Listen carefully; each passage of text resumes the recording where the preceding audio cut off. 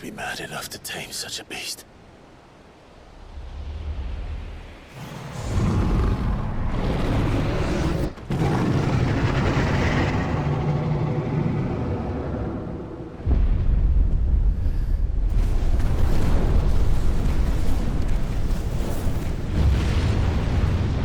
Stand back.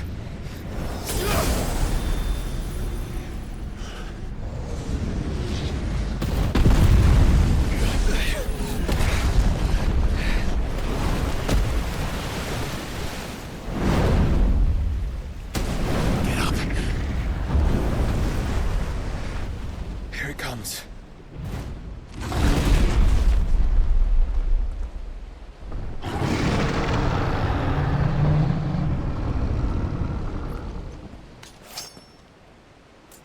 Well, what are we waiting for?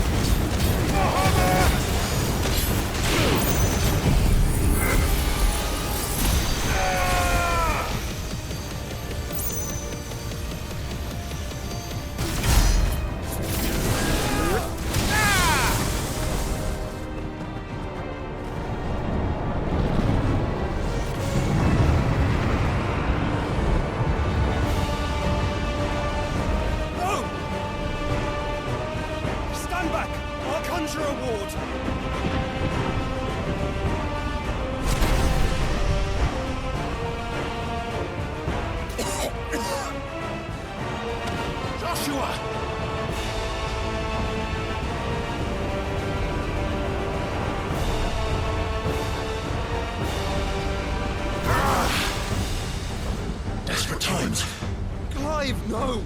Trust me, I'm your shield, remember?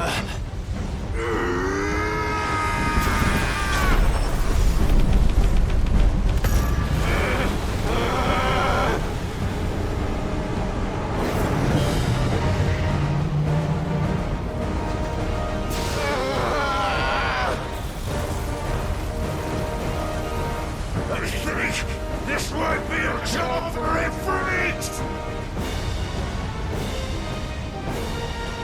Why would you turn to him, brother?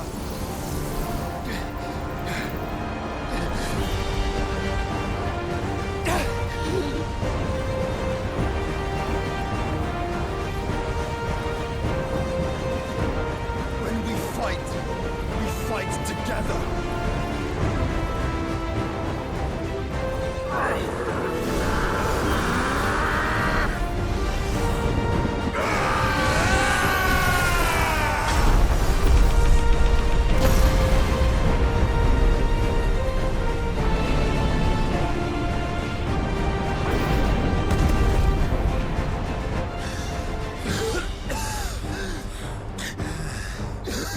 That wasn't too bad.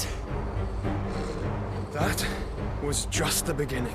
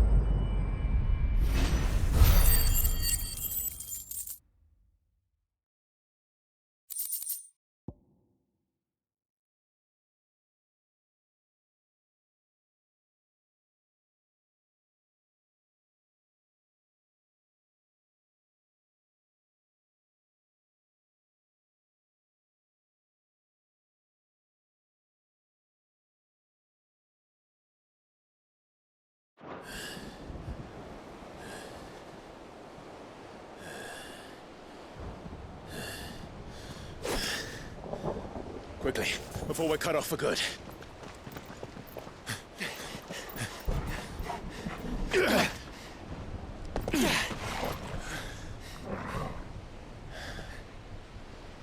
If it is like the others, the entrance to the inner sanctum will be at the foot of the crystal. We're almost there.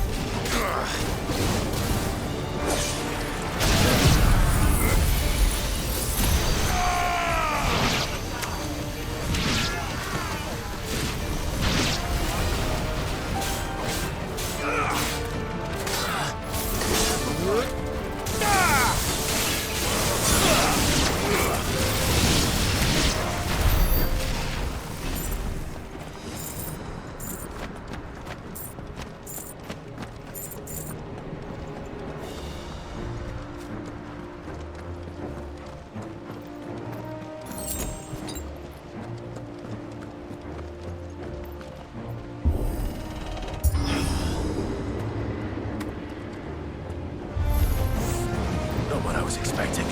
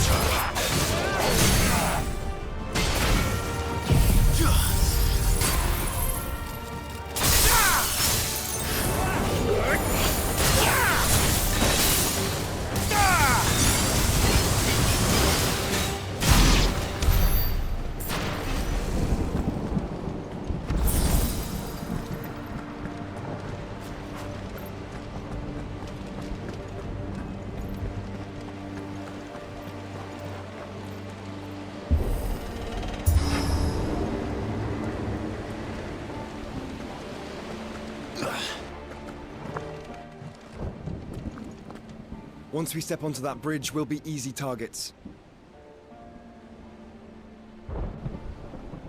Then we better move quickly.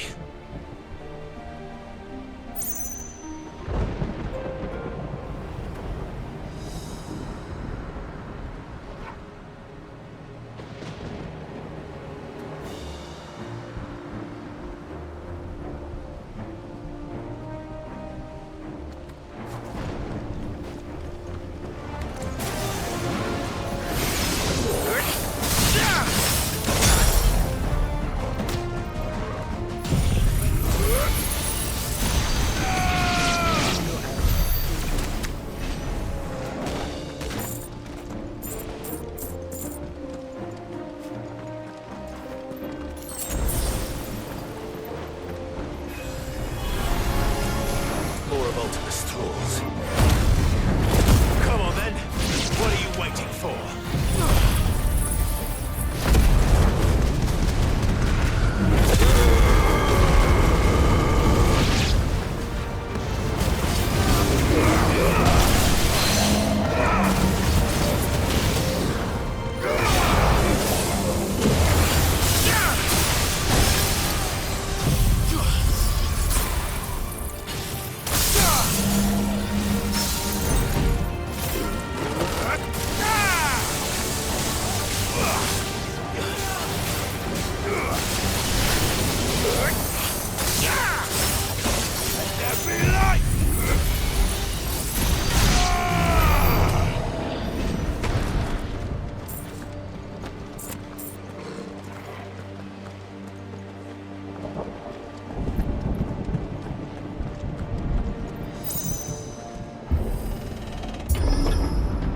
Through the castle then.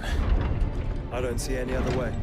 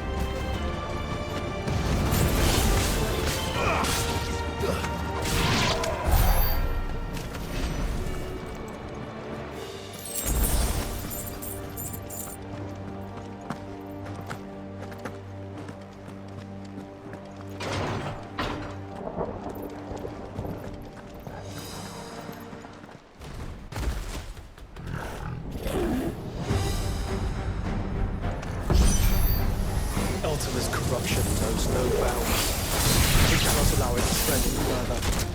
And we won't. To me, boy!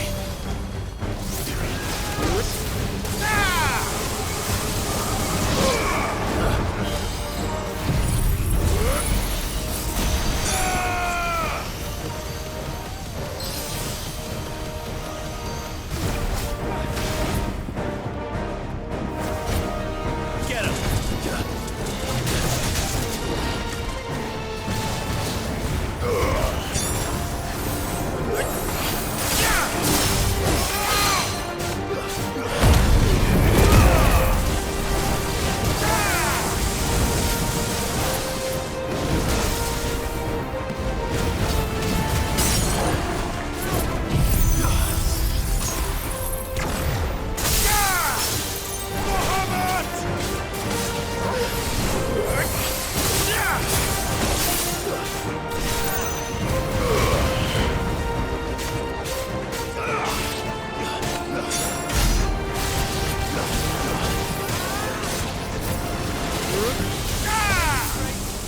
Help me, boy.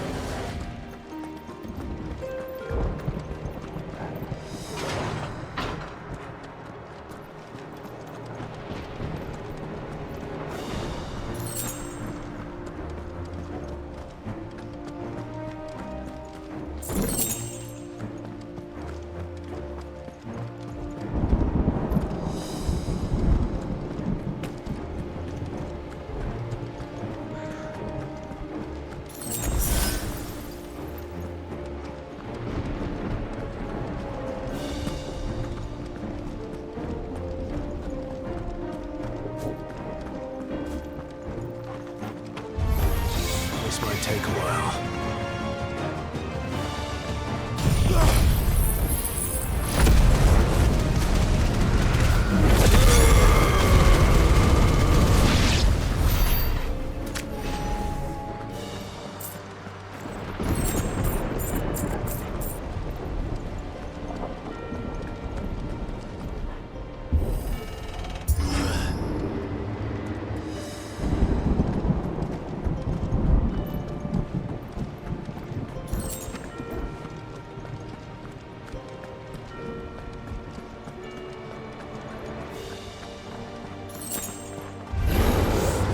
There are so many. Focus, Joshua. We're not done yet. Arise!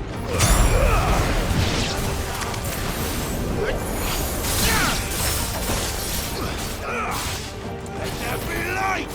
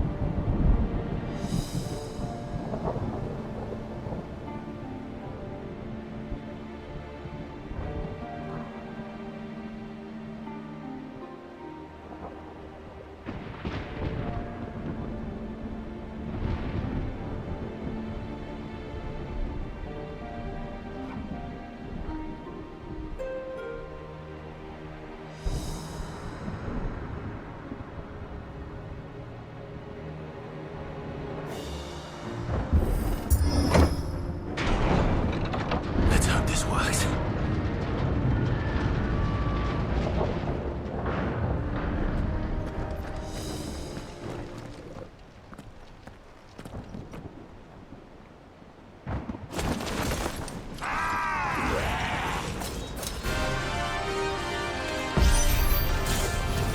Clive? Of course there's more. There's always fucking more.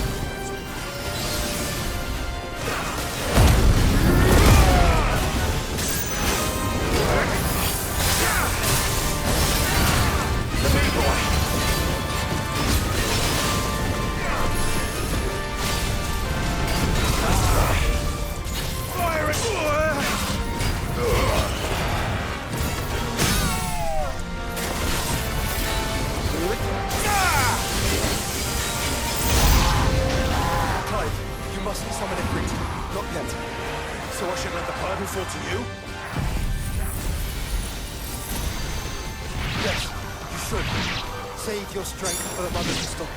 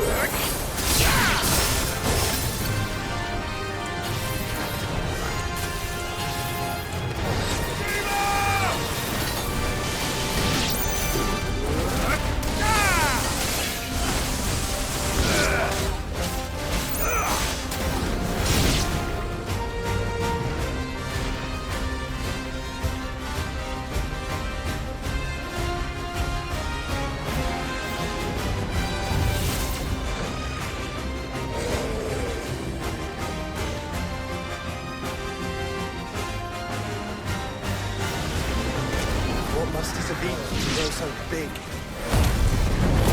You don't want to know.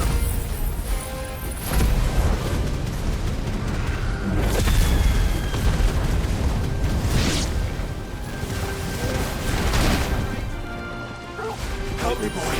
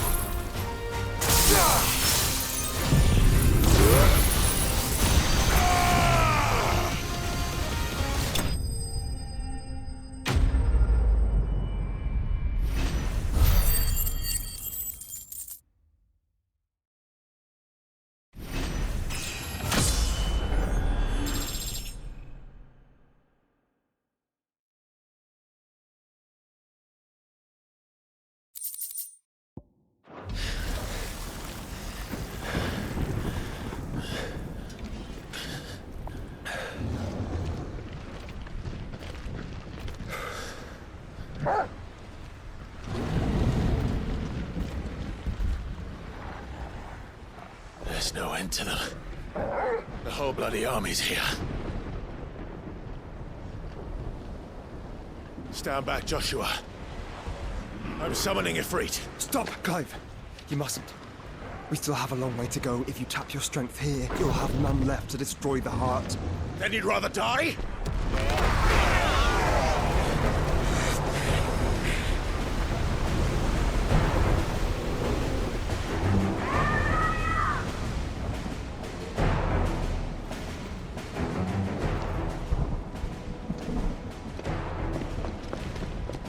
Jill!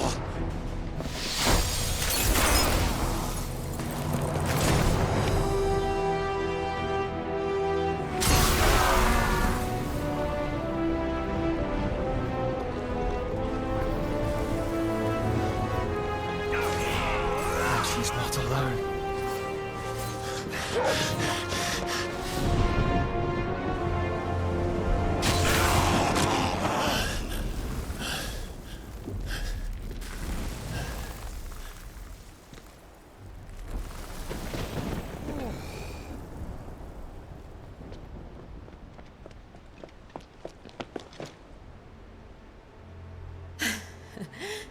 Surprised to see us. How did you? Gav. He told us exactly where you'd be. Even sniffed out a crack in the castle wall. And when we saw the heavens come crashing down, we had no choice but to believe him. It's been quite a day. To what do we owe this honor? A debt I will see repaid. Prince Dion. It's good to see you well. So, this must be Ifrit. Your uncle bade me give you a message. Listen to your heart, and guide your steel true. Your father would expect no less. That is all. Thank you. For everything, Your Highness. Dion, please. You do realize the only thing we've freed so far is this wall from its foundations, right? Now, if your lord and ladyship's quite finished... Well said, Gav. We have work to do.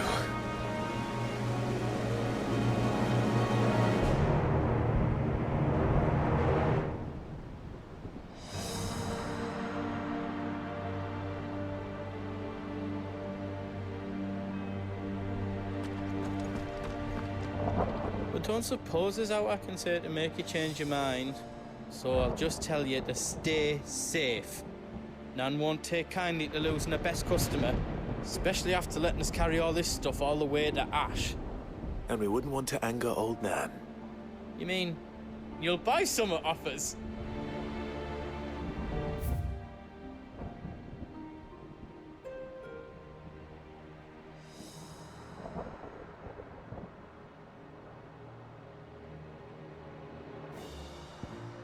Whatever yous need, leave it to me.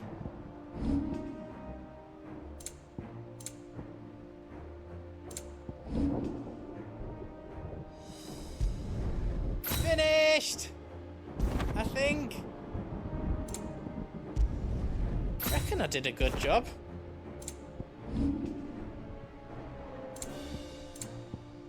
Is all done then? No.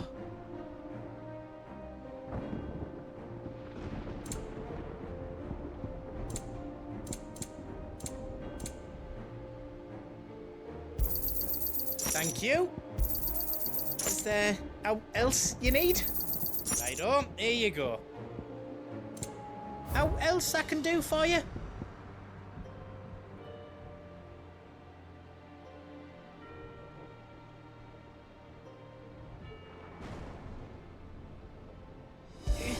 Good luck, Clive.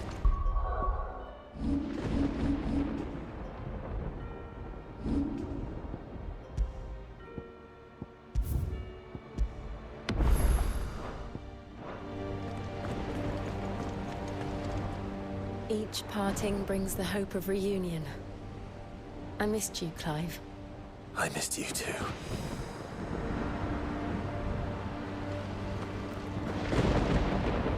Sid were here today, I reckon he'd be proud of you, Clive.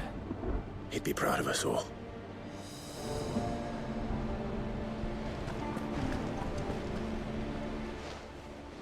There is still much I would learn of your tale, once this day is done. Till then, all who might come between me and such knowledge shall answer to my spear. I do not envy them.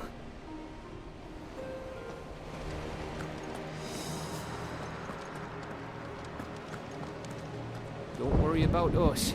We'll hold off the rabble for as long as you need. You see, Clive, we're not alone. If we are to win the day, we must all play our part. And ours. Ours lies beyond those doors.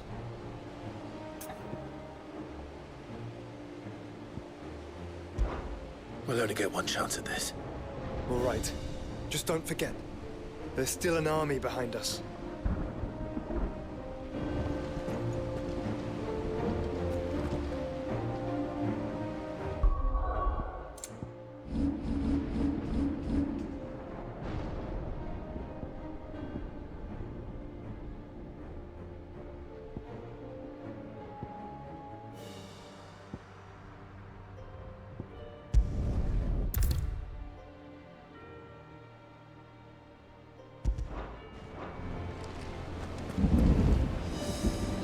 You see, Clive, we're not alone. And We've fought long and hard for this moment. Sid's dream, our dream, is within our grasp. we need only endure this final trial, and we shall. Together.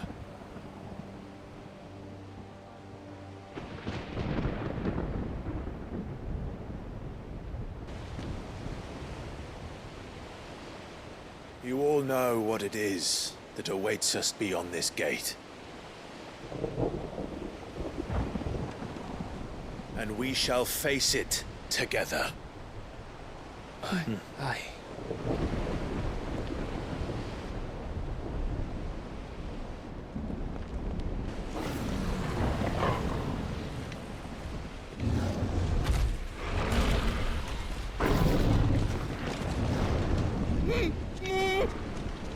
It seems our hosts would rather we remain.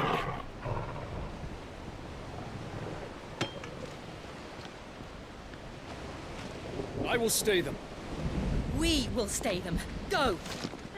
Just don't keep us waiting. Thank you.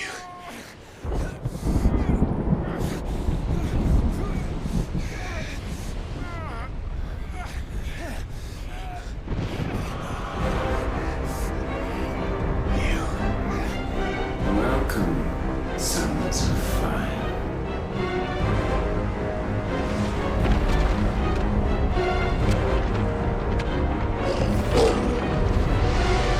No!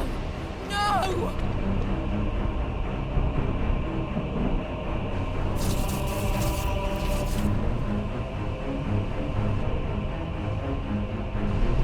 Come back. To arms!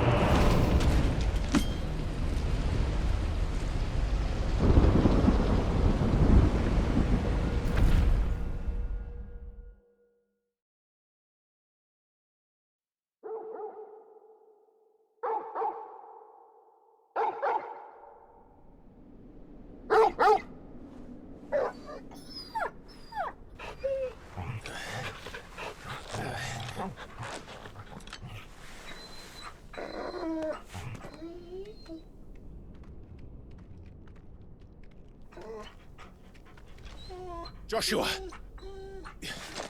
Joshua! Wake up! Clive, is that you?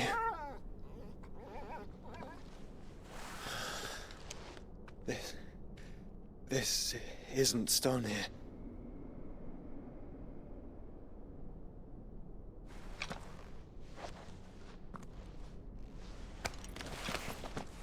Welcome to our darkness.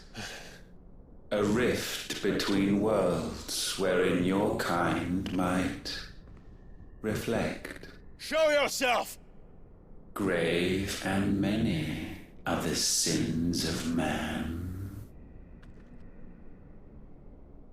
we would have you know them. All of them. As fate has seen fit to deliver you home, consider this our welcoming gift.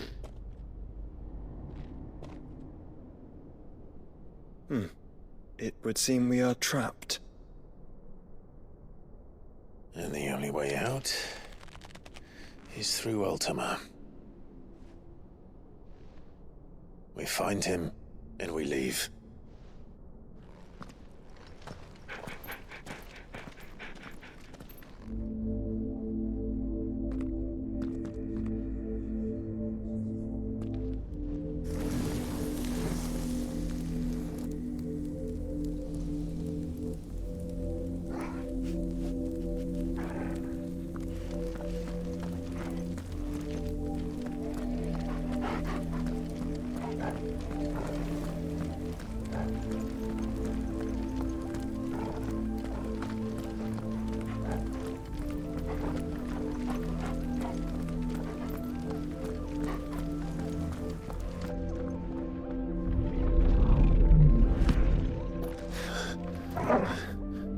If you are to comprehend the full extent of your transgressions, we must go back to the beginning. When the world was still young, we visited upon it a miracle, magic, and in its light did all life flourish.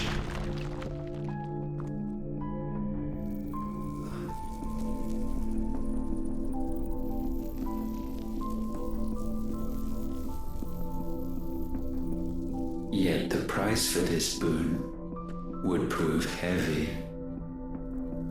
A pall descended upon the land, painting the horizon black as night. Though we labored to forestall its spread, in this one endeavor we stood powerless. And so we fled, that we might endure, that we might discover a means of salvation.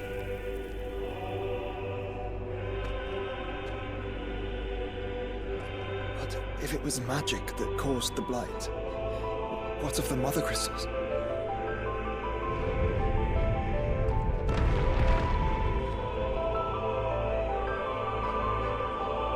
I expect he'll tell us soon enough.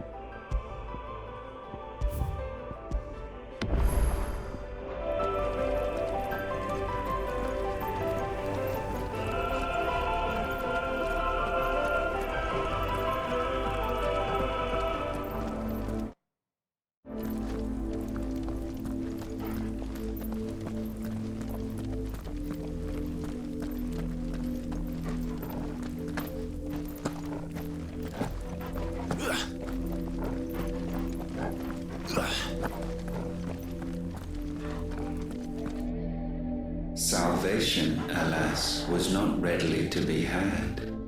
First, we would require a land unvisited by the stain of corruption. An unprecedented journey lay before us, one beyond the limits of our fleshly bodies, and so we cast them off.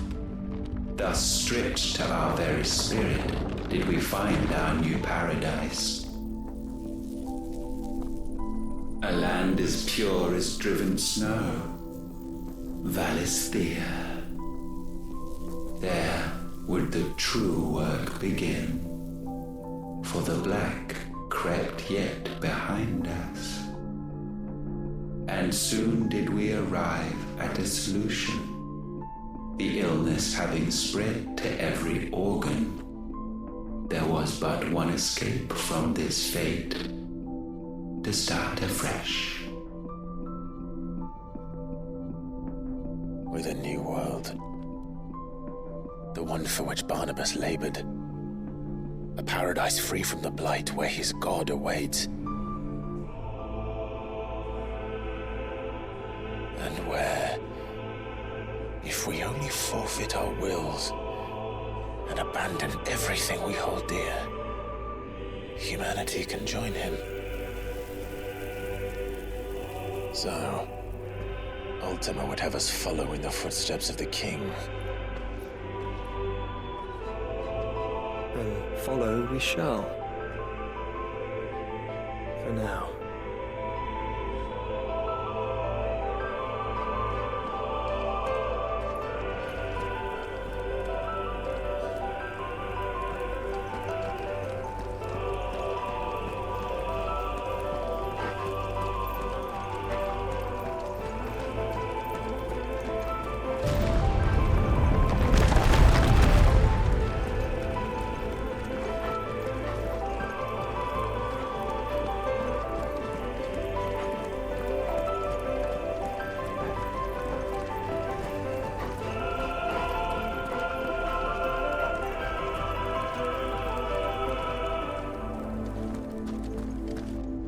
To forge a new world would require not only power, but a constitution strong enough to wield it.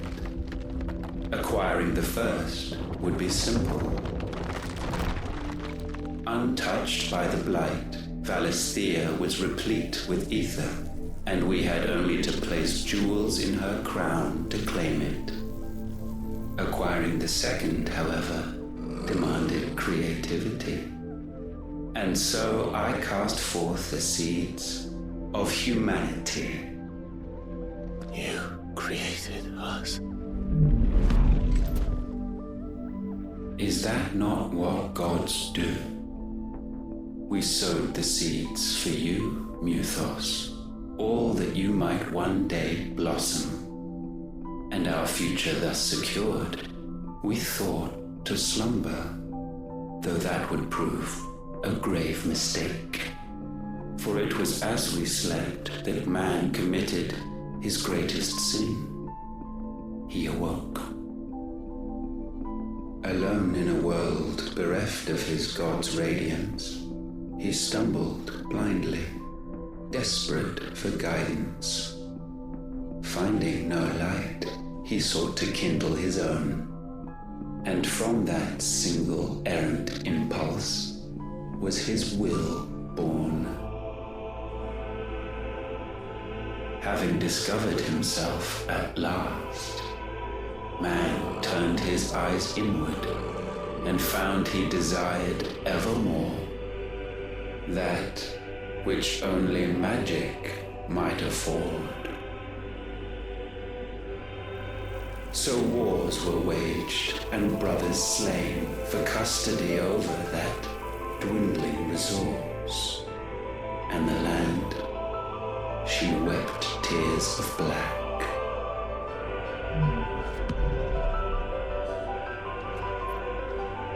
He would condemn us for this. Surely he cannot be so blind to his own hypocrisy. Not blind, just unwilling to admit the truth. But we're one and the same.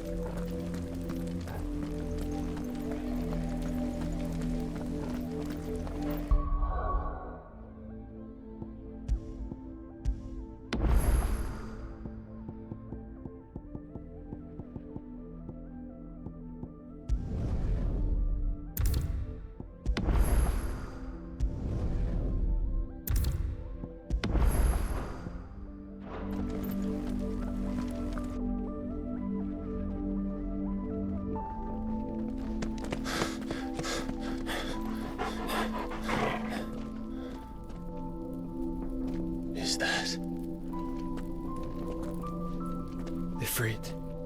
Or what's left of him. Long have our ashes lain cold for want of a spark. Cast your eyes upon them and see what you must become.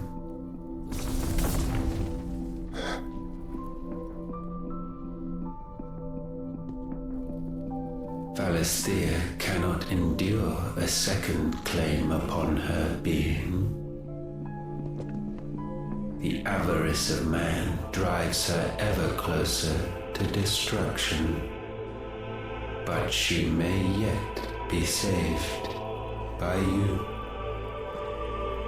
It is what you were born to do, why we nursed you and fed you, as your own mother should have.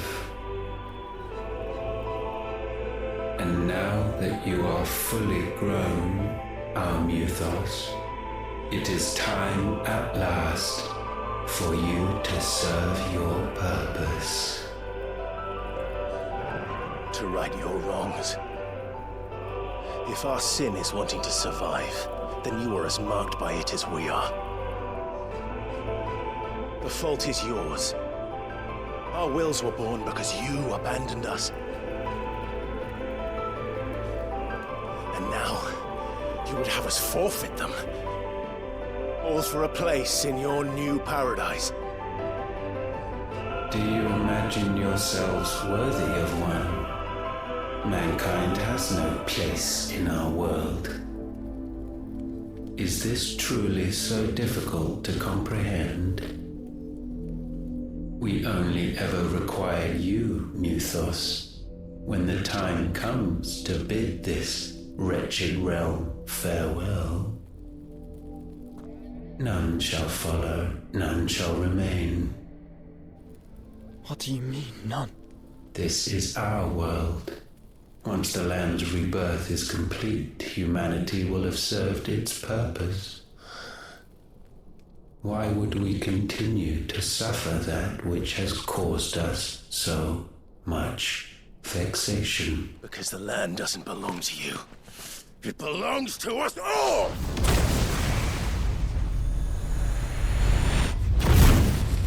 What? That is where you are mistaken. You own nothing but your precious will.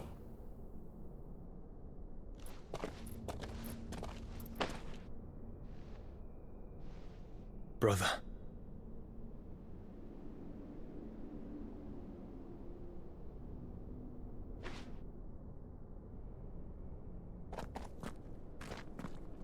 I can't do this alone.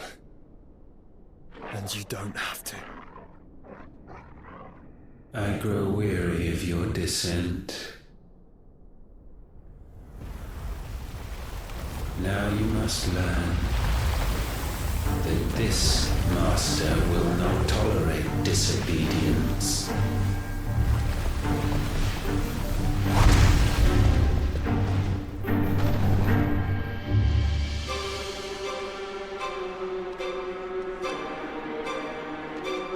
My friends, my family.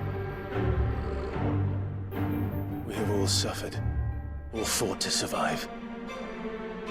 This world may be flawed. It may be broken. But it's all we have. And if we can't share it, I see only one other choice. You have to go. You may... But it's time we lived on our own terms. This isn't your world anymore.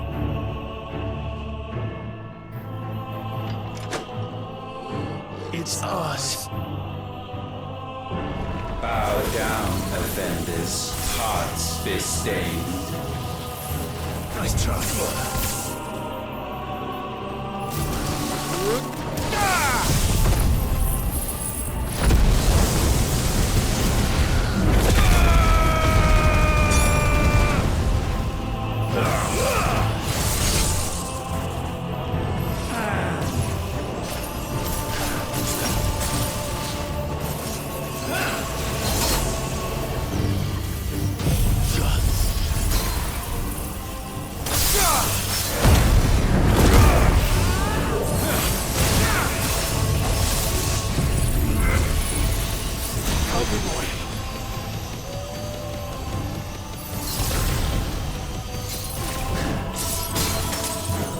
boy. All right!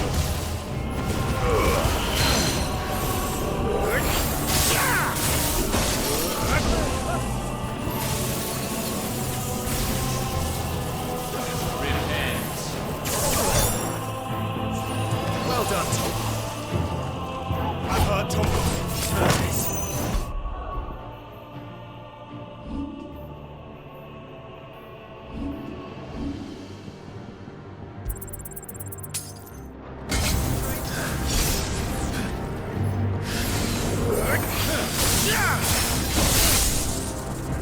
To me, boy.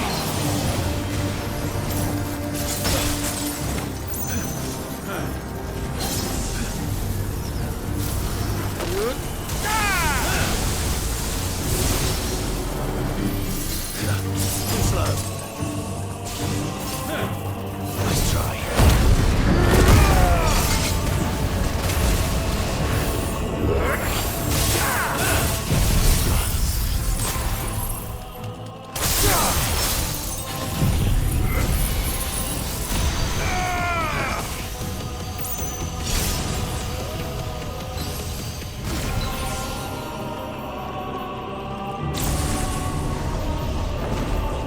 Such foul attaint may not be sublimed through game standing.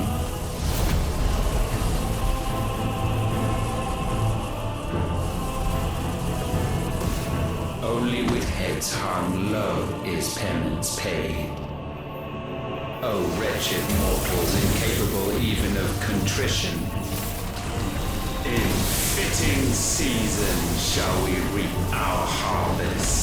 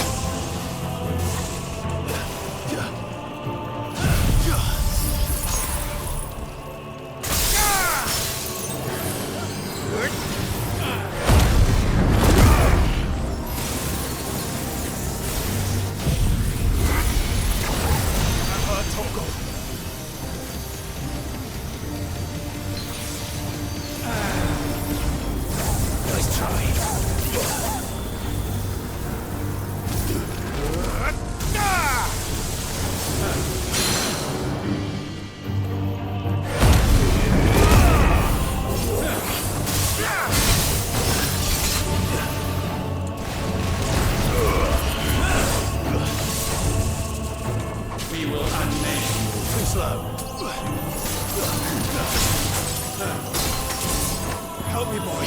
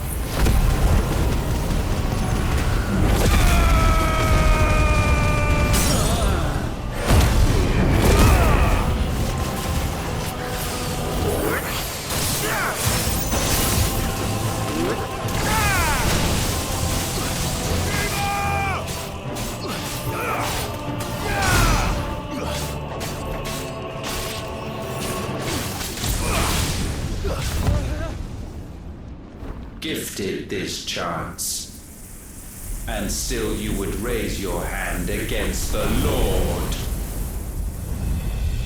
What now? The darkness bends.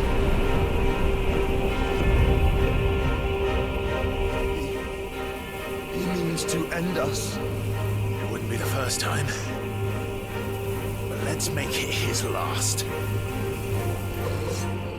Your fate is inexorable. Surrender the vessel unto the darkness. Surrender it unto us. Kneel before us.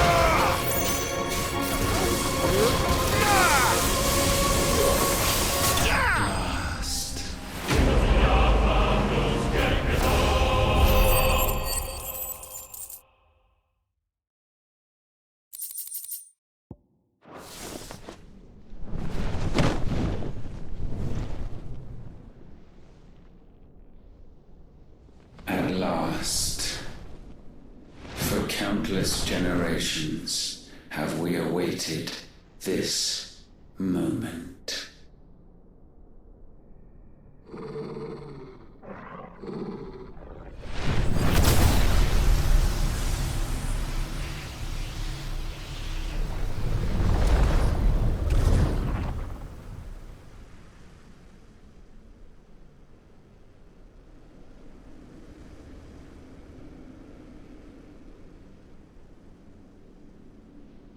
Your struggles have made you strong, yet your soul remains heavy with sin.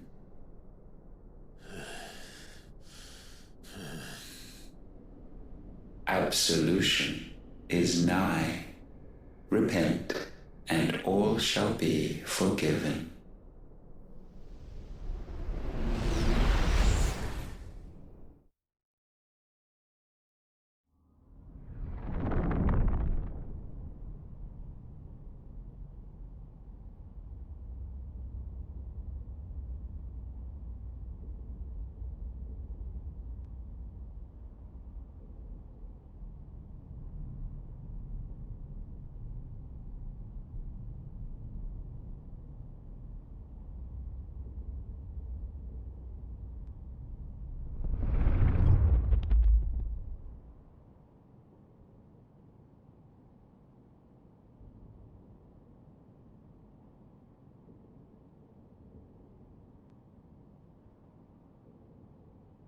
Tell me, Clive, how many lives have you saved since taking my name?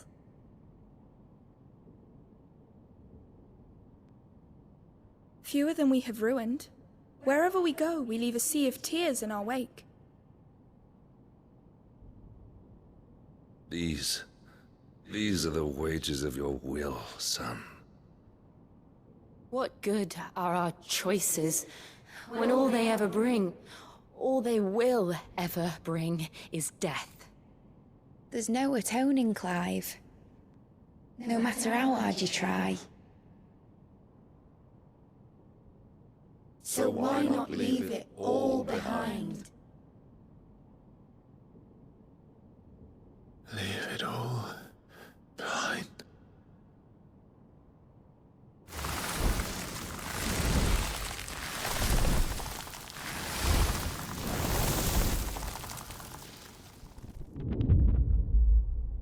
Clive!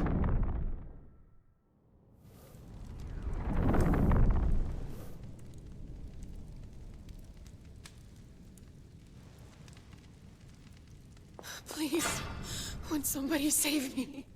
Won't anybody love me? I yearn, yet still she is not mine. Have I not given enough?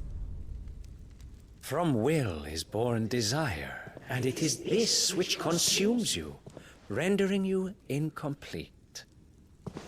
Do you not see how the world bends and warps under the weight of your hungering hearts?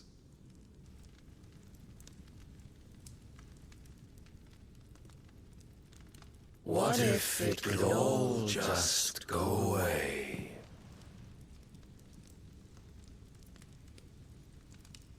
Just go away.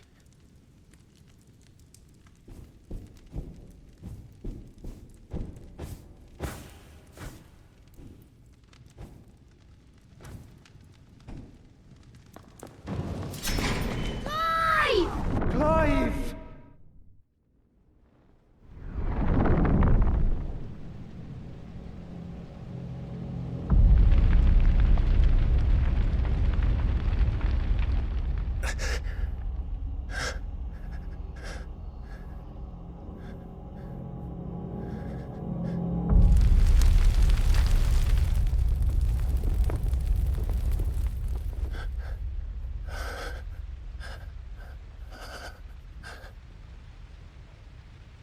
None of this is real. Wake up. It's time to go home, Clive.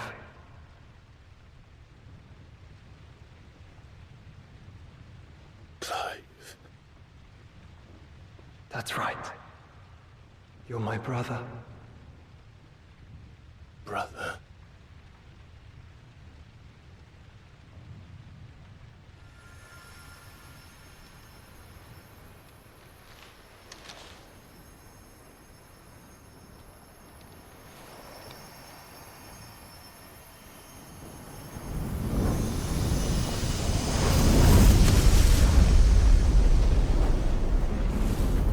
Come. Remember who you are. Clive.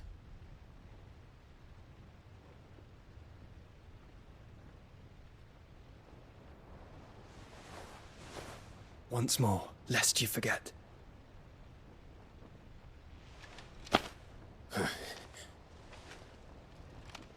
My name is Clive. Clive Rossfield. Look, Ultima.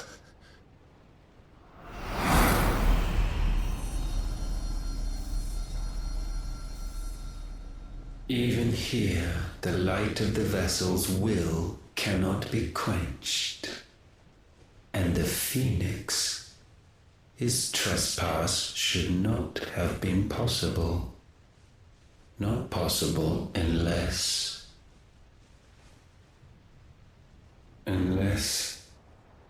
he has been with Muthos all along. The mark of the Phoenix, emblazoned upon his heart, made manifest by the power of will alone. The power of creation. Can it be? Are their wills truly so potent? Are you still talking?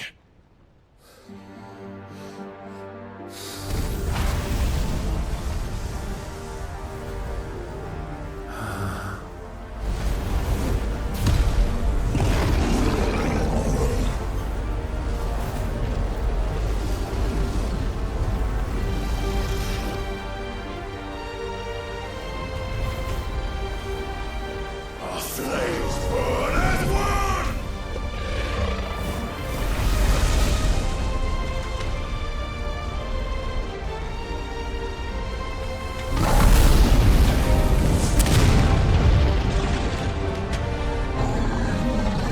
This is no mere evolution, it is deviation. And herefrom does Logos rise.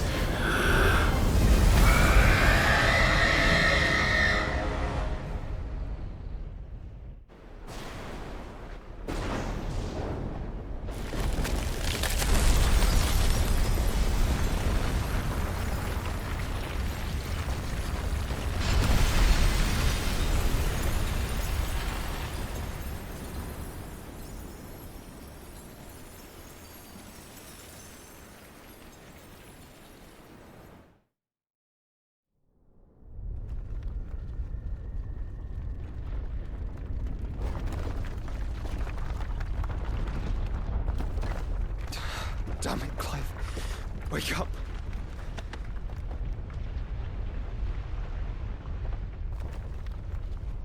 That hurt. Sorry to wake you, but I think it may be time to leave. This place.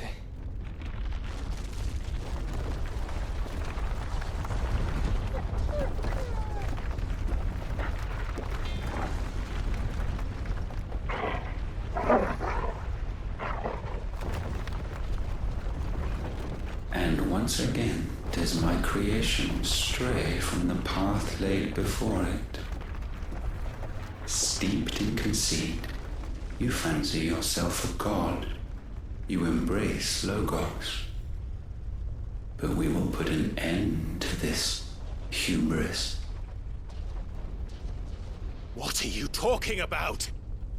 In the halls of origin does our true power quicken. And there shall you be made complete. Soon, Muthos, soon you will discover how little you know of suffering.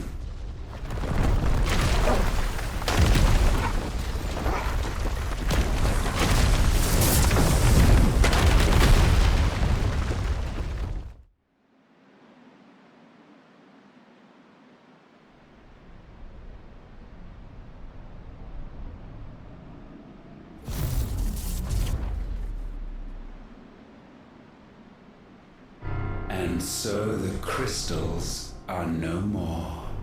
Yet in their silence, a new song rings.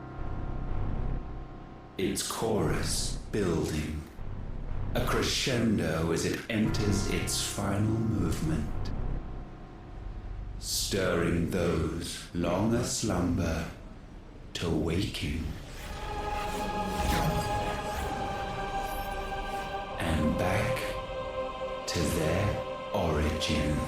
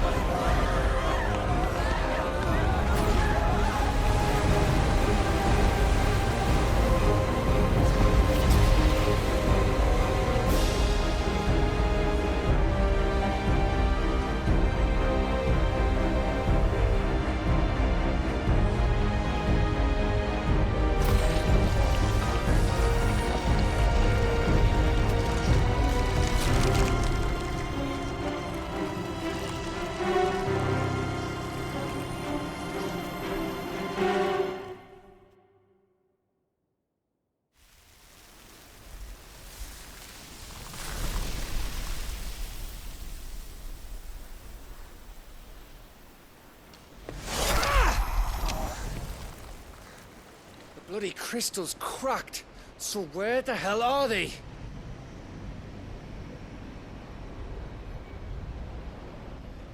Oh, fuck me.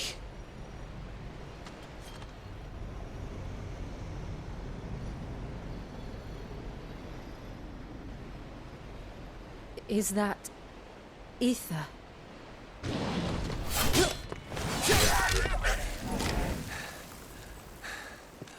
What in good Grieger's name is going on?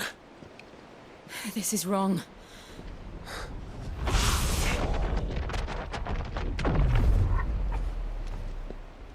Are we back? Clive! Joshua! Jill!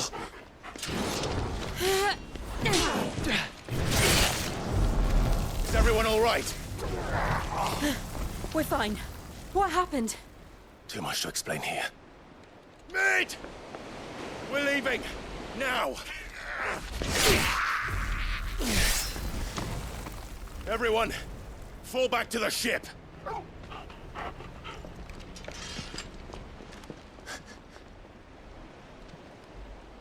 I will be with you anon.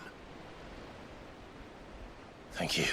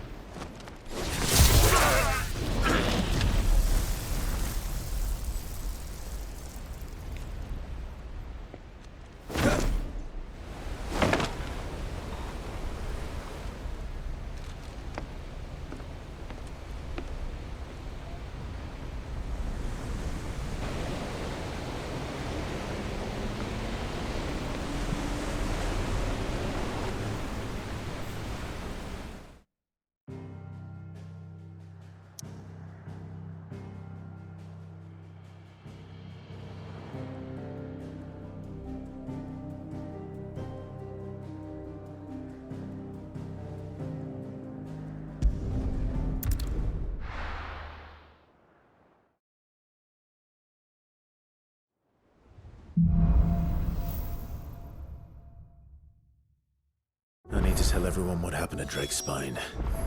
And I'm going to need Otto's help. Did you know that it was I who convinced His Imperial Highness to join you in Stonehill?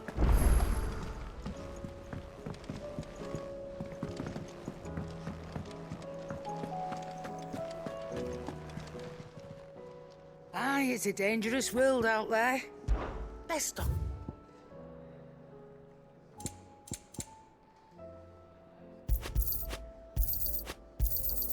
You'll not find a better price than that.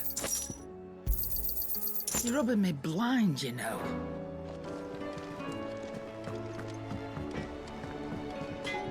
So what do I owe the honor? So, will it be?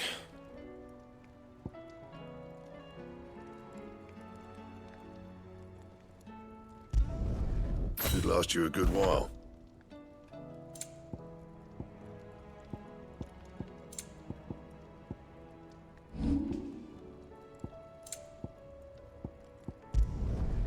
My best work, but it'll do.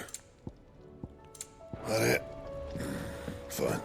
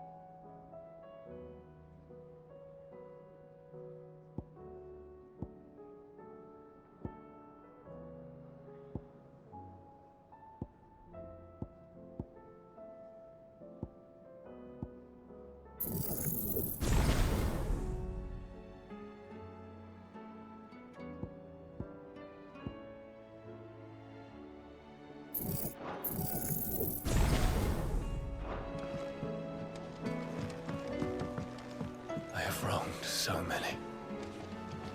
Ruined thousands of lives. I did not deserve to be saved. But save me, you and your brother did. Your uncle, too, forgave me my sins. Offered me a chance at redemption. Yours is a fine family, Ifrit.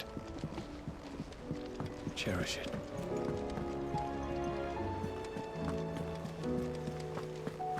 There's something about it.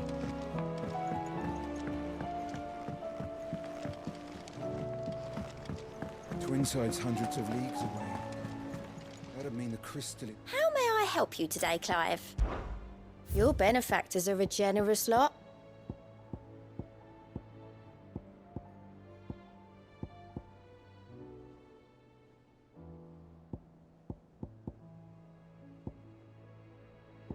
All done?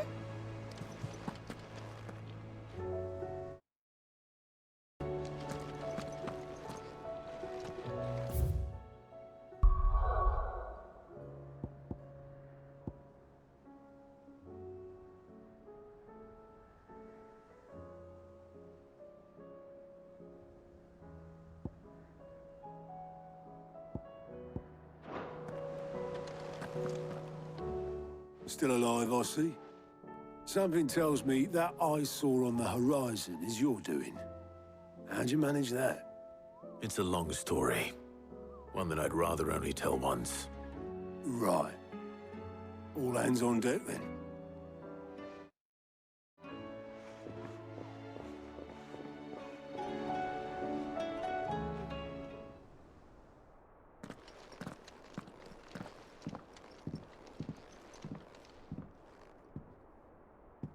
Is this everyone?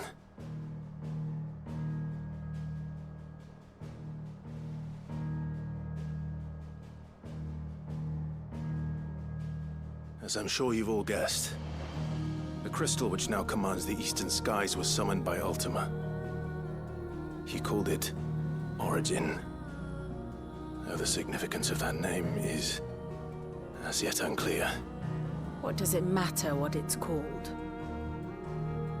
Its emergence tore Twinside asunder and wiped my homeland from the map.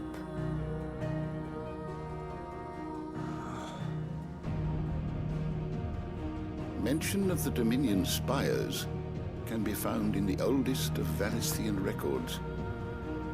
But to the best of my knowledge, none provide any hint as to their true nature. That they would prove the horns of some slumbering demon. Well... The Dominion's demise was at least quick. Elsewhere, the Republican army cannot hope to contain the chaos engulfing Randalar. Canva is in flames, and the Empire. Our allies are crying out for answers.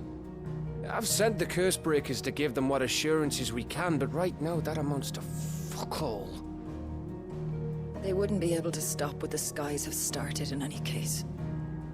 People here and across the realm grow sicker with every passing day. Could it be that this new Mother Crystal is like the others? That it draws upon the land's ether? It certainly looked that way from stone here. If that were true, it would explain the hastening spread of the Blight since the crystal's appearance. Would it not? And as the land's ether slowly rises to the surface, it pools, corrupting all who cannot channel its energies. Archay above, ether floods below, and in the middle, here we languish, hopelessly entrapped.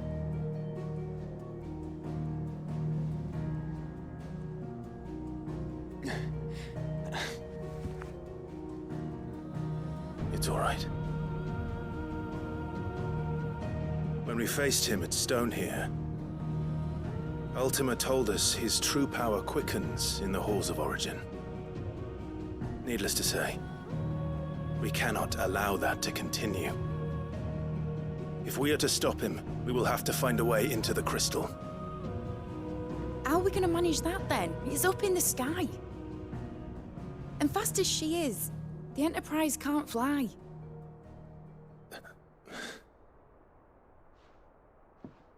It's a lot to take in, and I reckon we'd all benefit from some time to clear our heads.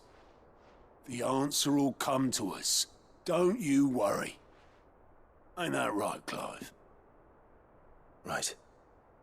That's right. Well, go on then. Bugger off.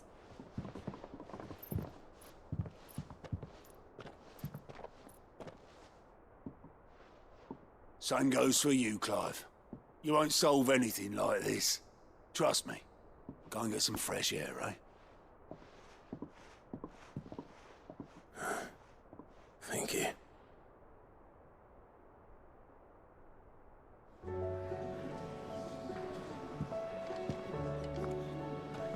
Joshua seemed upset.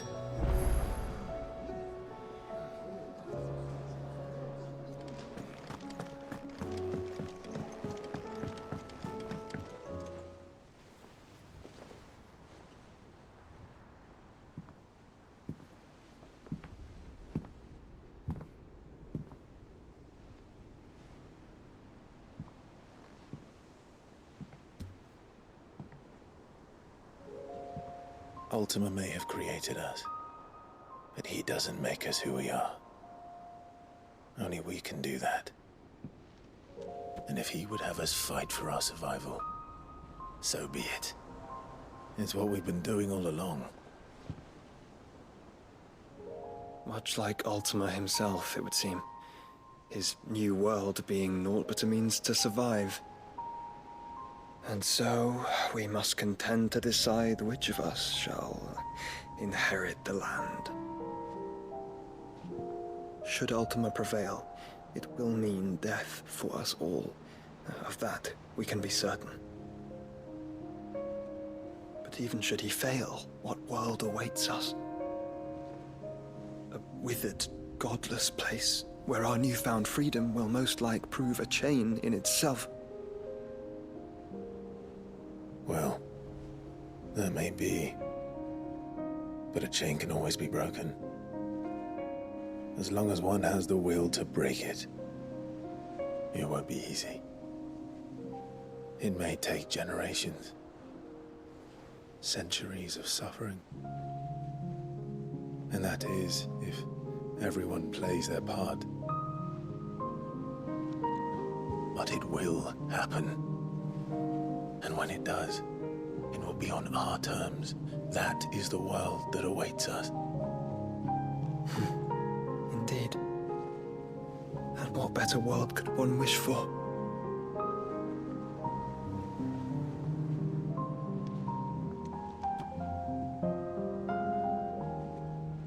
But first, we have to reach that crystal.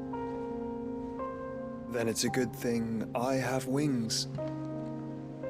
You can barely stand, let alone fly. And only the Founder knows what horrors await in those skies. Are you certain about this? Am I certain? I am the Phoenix. I will do what I must. This is our fight. Remember?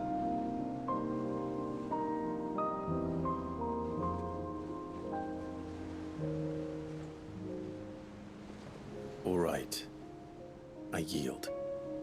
But only what you must, yes? I'm still your sworn shield. That you are. And what of my wings? Lest you forget, you go to stand against a god. I would not have you succumb to fatigue before the fight begins. Ifrit. Your brother mentioned that some few of the dominants who had lost their power to you were still able to prime.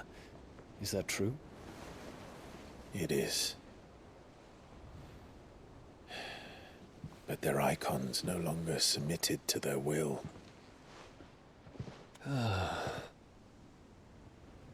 Then mine will have to be stronger. That you both might save your strength for the battle to come. You don't have to do this.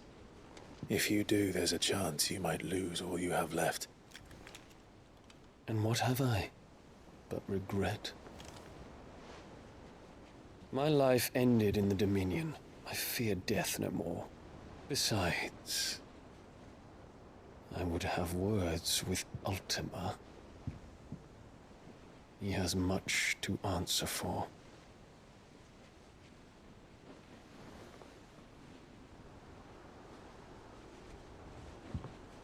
We are in your debt, Dion.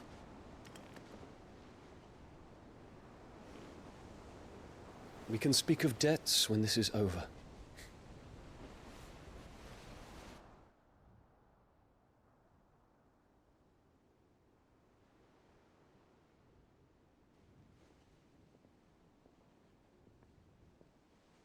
He speaks like a man who knows he's not coming back. And has come to terms with that. That doesn't mean that we have to, does it, Clive? Time to talk to Jill. I only hope she understands.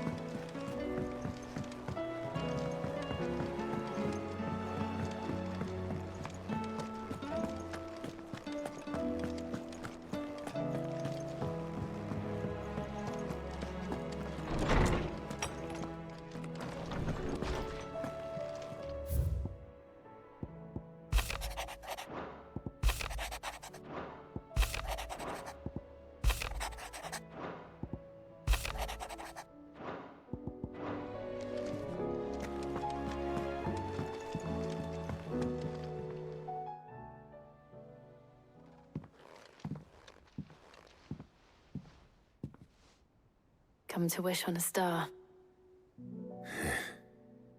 That might not be such a bad idea. This is it, Jill. You know what I have to do. Why I have to do it. There's no turning back now. This is where our journey was leading us. Where it will end, for better or worse. I could pray to Metia for you.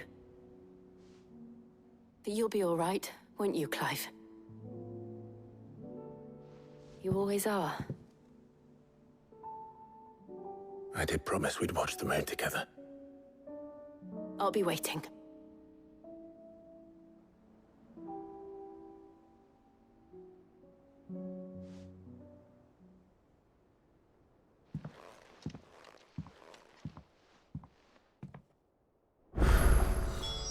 It's almost time.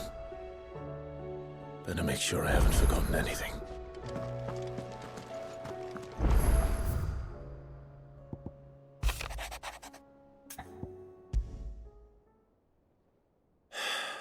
What is it this time, Torgal?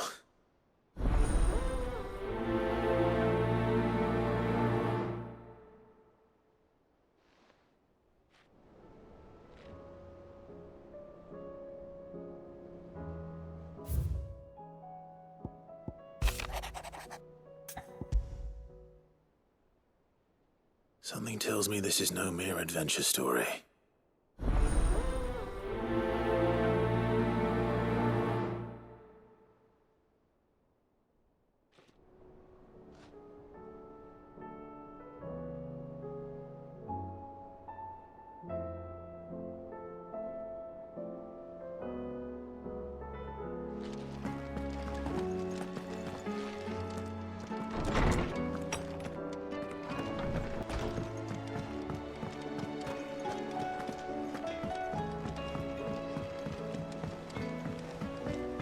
Say what you will, Lady Karen is yours.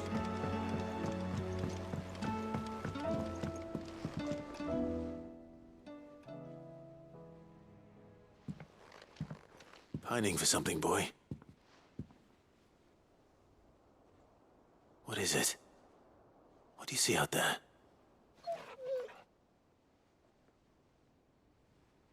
I never did ask where you got that anklet of yours. From Sid, that's why. On the day he brought him home. That long ago? And you're only thinking to ask this now? Sid saw that the pup had a habit of gnawing on his leg, since you ask. Clap that there iron on him to keep him from doing it. What was wrong, boy? I'll take like as not.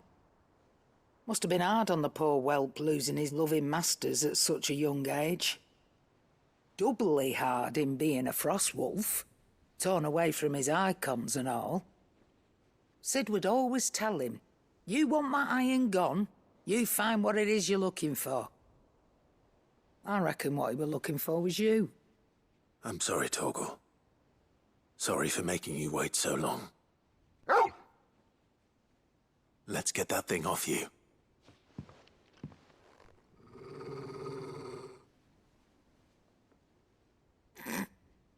Doesn't sound like he wants it off. Indeed. You miss Sid as much as the rest of us, don't you?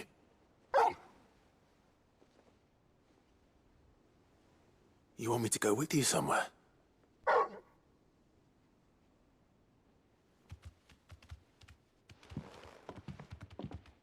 Quick, aren't you? Glad you've been paying attention. Not nearly as much as you have, Lady Karen. Aye, good thing and all. It's not like Gav would have kept him in nuts and rubbed his belly these past 10 summers. Your kindness is appreciated. You've been a good friend to him. Only because he doesn't talk back like the rest of you. Go on now.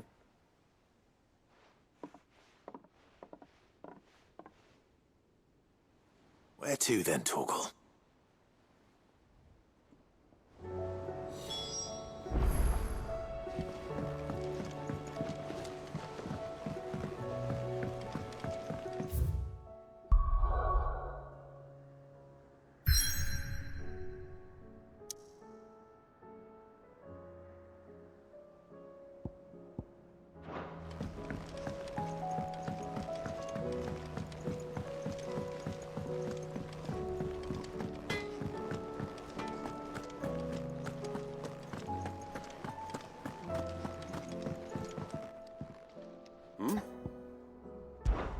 Clive, my boy! Rutherford informs me that we owe you our thanks. Hadn't intended for you to get involved, but such are the times we live in, huh? I would have done the same for anyone else. You're far too modest, Clive. You'd make a terrible nobleman. But tell me, is the realm truly in as dire a state as Rutherford suggests? From what little I saw, you were right to be worried. I suppose I should have expected the worst. But I was rather hoping the great and good of the realm might have things a little more under control. Alas, it seems that firm leadership is in short supply these days, and without it, the people are bound to lose their way. We must move quickly. But where do we start? True, the challenges that face us are many. But in my estimation, there are two key areas to be addressed before any other. The realm's armies and her larders. As you've seen firsthand, it's every man and woman for themselves out there. Certain cities have banded together to try and maintain some semblance of order, yes? But such cases are few and far between. And yet, the only remedy for the chaos that faces us is unity. A unity that transcends even the borders laid down by our ancestors. In short, if Storm does not stand together, she will fall apart. But how would one even begin to unite the realm? The armies, my boy. As I told you already, we begin by restoring order among the ranks of those sworn to maintain it. Sadly, I doubt I could convince even the lowliest gaggle of privates to dig a latrine together. but I do know someone the High Commanders have been known to listen to on occasion. Field Marshal Eugen Havel. I thought he was retired. He was, until an Akashic army tore through Randalar and killed most of the rank and file. There is no man alive more capable. Literally. And as luck would have it, I've already spoken with him on the matter. Of course you have. And he's agreed to help. On one condition. That he first speaks with you personally. Havel has always been a man of frustratingly rigid principle, and he has certain qualms about clasping arms with, well, with an outlaw. I extolled your many virtues as best I could, of course, but the old goat was adamant that he be allowed to appraise you in person. You don't mind, do you, my boy? Of course not. As long as chaos reigns, we will never build a better world. I'll do whatever it takes. And if the Field Marshal wishes to speak with me in person, then so be it. That's the spirit. I'll leave for Randalar at once. Would you send a Stolas? Of course. Rutherford is already in the Dalmekian capital. I'll have him tell Havel to expect you forthwith. Excellent. Thank you, Uncle. No. Thank you, Clive.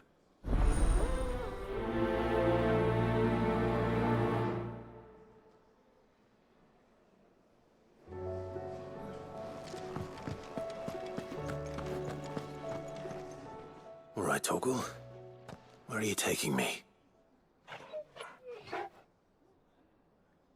I'm going to need a little bit more than that, boy. Do you have a better hint for me? Unless you've already given me one. Back on the rear deck, you were looking west, toward Rosaria.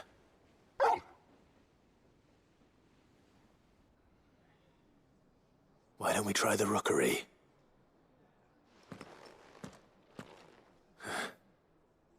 I haven't been to the island in almost 20 years. To Port Isolde, then. Fingers crossed the old mooring is still there.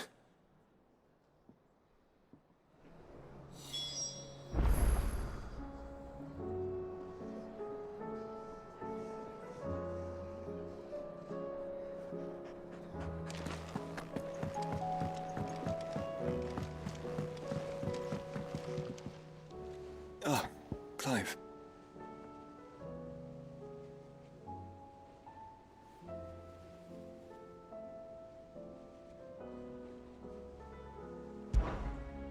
Joshua, what's wrong? And don't say nothing. It's not nothing. I've received word from Cyril. The Undying have found Father's will, or something akin to it. His will? How?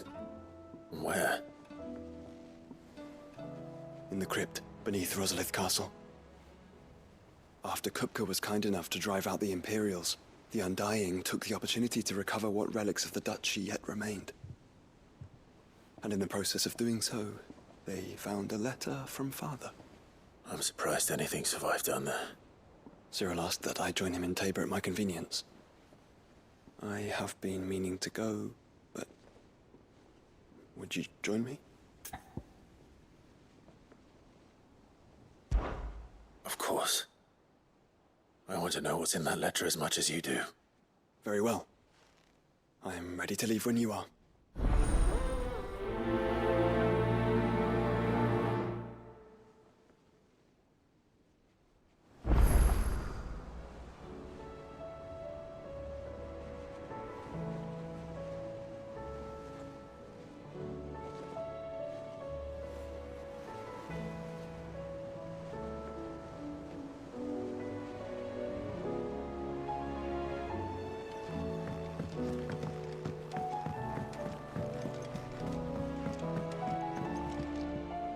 Sid, do you have a moment?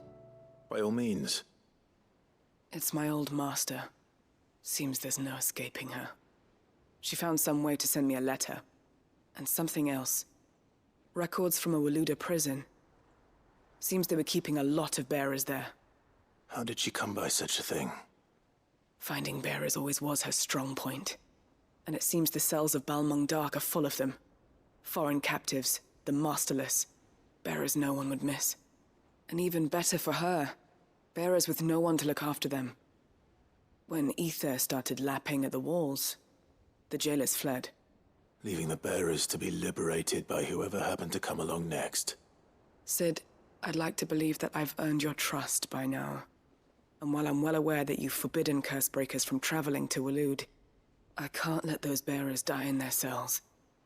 I'd rather risk shipwreck on the Shadow Coast than leave them to starve.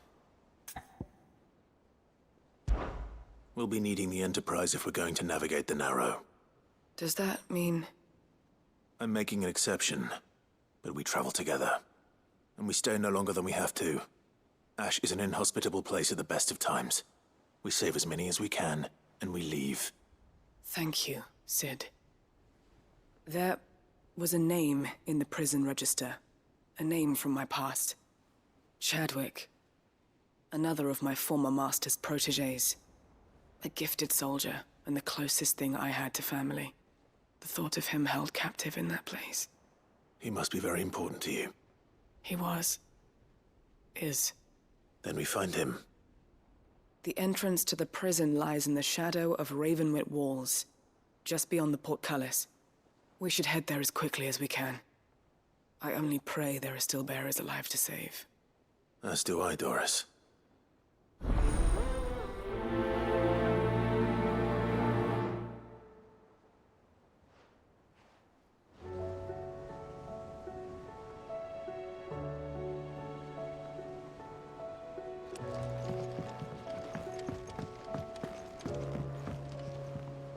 Sid, I was wondering if you could help me. It depends what with. A bearer, but recently freed from his bonds, is keen to join the Cursebreakers. As you know, the work we do is not easy, which is why we test every volunteer's suitability. I was hoping you could oversee this one's evaluation. I don't mind, but why this one? Because he wants to be a scout. Our ranks are filled with men and women capable of breaking chains and putting slavers to the sword. But scouting, we're few with the nose for that, which is why we still rely so heavily on Gav. And since he accompanies you on so many of your missions, I thought you might be better placed to recognize the traits in him that we should look for in those who'd fill his boots. Sounds reasonable. So you're happy to oversee the boys' test, then?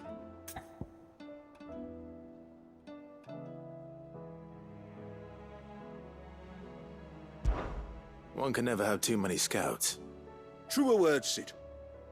I'll let the initiate know that you'll be attending his trial, and that he is to proceed directly to Northreach in readiness. No time like the present, eh? No time like the present. I'll await you there.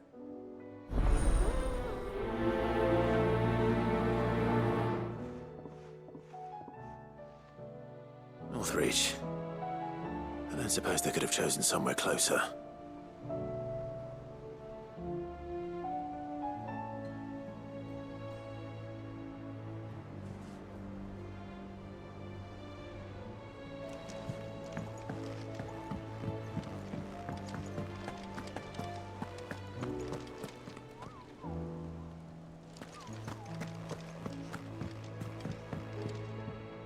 Vivian, I read your note, and I'd be happy to help you find the book you're looking for. Thank you, Clive. But tracking it down will not be easy. Are you sure? Please. You have always granted me your wisdom and insight whenever I asked. It's only right that I return the favor. Or at least attempt to. You are too kind. Alas, what I ask of you is rather more trying than delivering the odd lecture. I spoke with Harpocrates to see if he had any inkling as to where another copy might be found, but perhaps it is best that you hear the details from him. If you say so. Forgive me, Clive, for asking this of you. But this book, it set me on the path to becoming who I am today. Its importance cannot be overstated.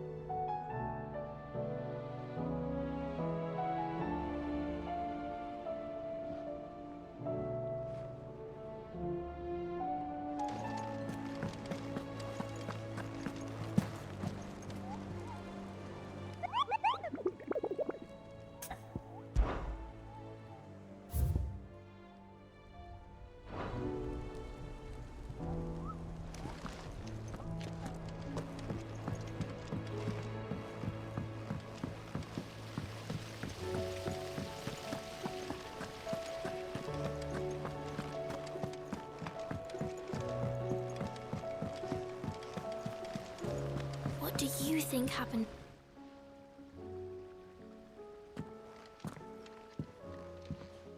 Sid! You have to help us! With what? You didn't take apart another of Mid's contraptions, did you? No? Well, yes. But that's not what we want to talk to you about. It's Miss Mididol. She's been acting strange. Very strange. She's barely ever around. When she is, she acts like we aren't even there. Her head's in a crowd. In the clouds. That's what I said. In the clouds. Well, she does have a lot on her mind. When did you last see her? Not long ago. Right after she got back from saving you from Stoneir. Then it's probably just about the Enterprise. It did take quite a battering on the way there and back. You didn't break it, did you, Sid? You really should be more careful around Miss Mididol's inventions. Don't listen to her. Even if you did break the Enterprise, you could put it back together, couldn't you? But who's gonna put Miss Mididol back together? She seems really sad. Why don't I go and see if I can cheer her up? You do that? For us? She's in her dungeon. Don't scare him. It's not a real dungeon. Thanks for the warning.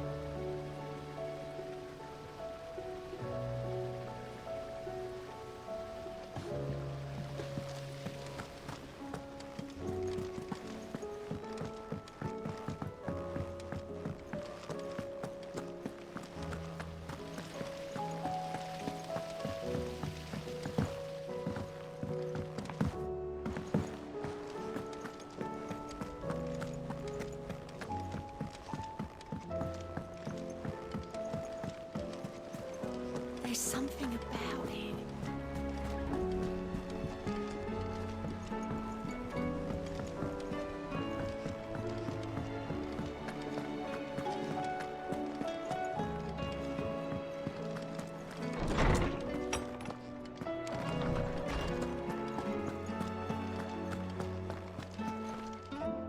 Ah, Clive, my boy. What a pleasure it is to see you.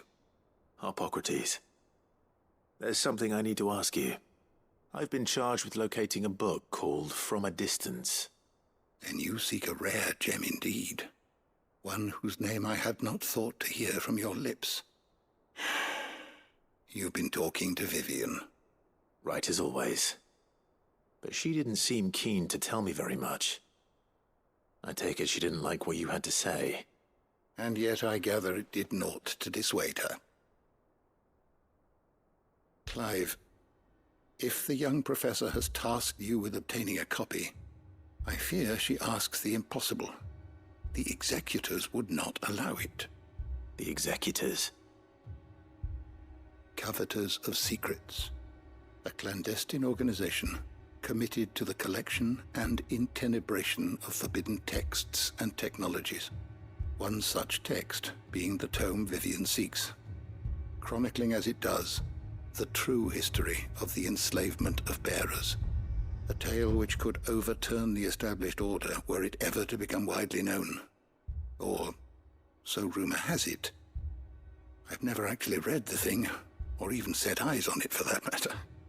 How is it that I haven't heard of this organization? Why, secrecy is the executor's watchword. They lurk in the shadows, emerging only to seize that which must be seized, be it books, inventions, or people, before disappearing again, leaving nary a trace. Which would explain why Vivian's copy was snatched from her grasp not long after she found it. By the hand of the executors, yes. But what drives them? Self-interest or ideology? A fine question. Sadly, all that is known of the executors can be recounted in a single breath. You may just as soon ask me of their origins, numbers, or the identities of their leaders. Any answer I give would be pure speculation. Then my hunt was doomed from the first. What was Vivian expecting? That I'd pluck it from thin air? Not from thin air, no. From ash. Rumors of the executors are rife among the scholars of Storm, but rather less so across the strait. I have a friend. Well, I had a friend in the village of Garnick, a collector of rare tomes, upon which subject we would oft correspond. Alas, I have heard naught from him since the skies fell dark. And no doubt he, too, has turned. But, though he did not mention it by name, it is possible that a surviving copy of From a Distance yet rests upon one of his many shelves, quietly awaiting discovery. If you were, by some chance, able to save even a single book from the poor man's library, I know his soul would rest easier. Very well. When I next find myself in Waloed, I'll be sure to pay Garnick a visit.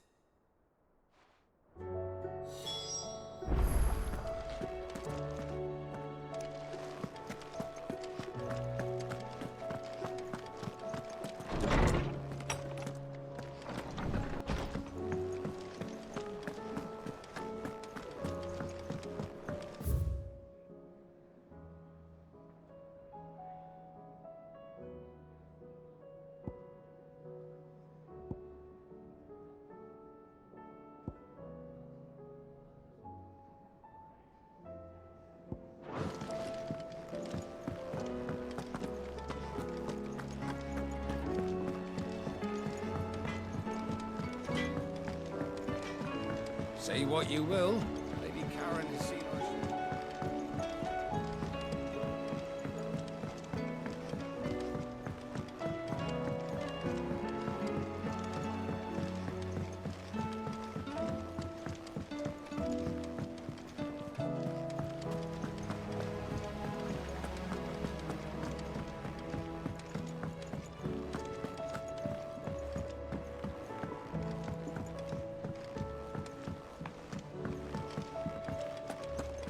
I will not let them be full. Sid, may I have a moment? Of course. It is an honor to finally speak with you. My name is Herman. I've been with the Cursebreakers for some time now, and I wish to be deployed to Ash. Any assignment will do. No. The lands across the Narrow are too dangerous.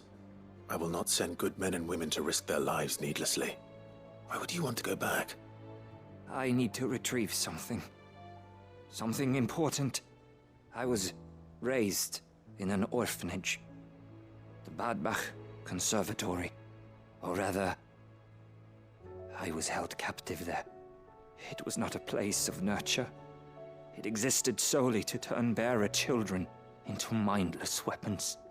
We were tortured until we feared no pain. Tormented until our hearts turned to stone. And few ever survived long enough to become tools of the last king. I can't imagine. I lost so many. I can't even remember all their names. But they must be remembered. They cannot fade away, faceless and forgotten. The Institute was run with military precision. Every child measured, every name recorded, every death logged with meticulous care.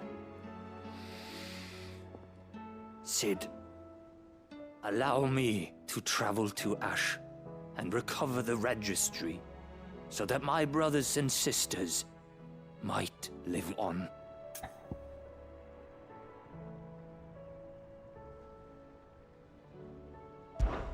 You were a good friend, Herman. But the fact remains that Ash is simply too dangerous. Cid, please. Even should it cost me my life. Too dangerous for you, Herman. But not for me. I'll go to Bad Bach and find the registry. You will? I won't let you risk your life. I don't know how to thank you. You can start by telling me where I'll find this orphanage. Vie de Grace. Hidden in a forest, overlooking the plains. All right. I'll see what I can find there. May the mothers guide you.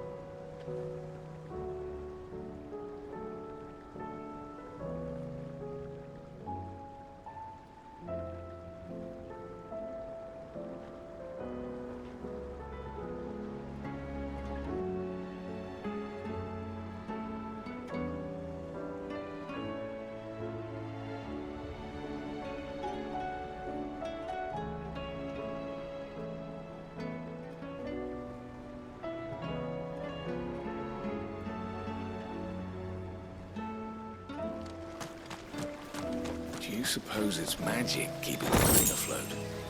What else could it be?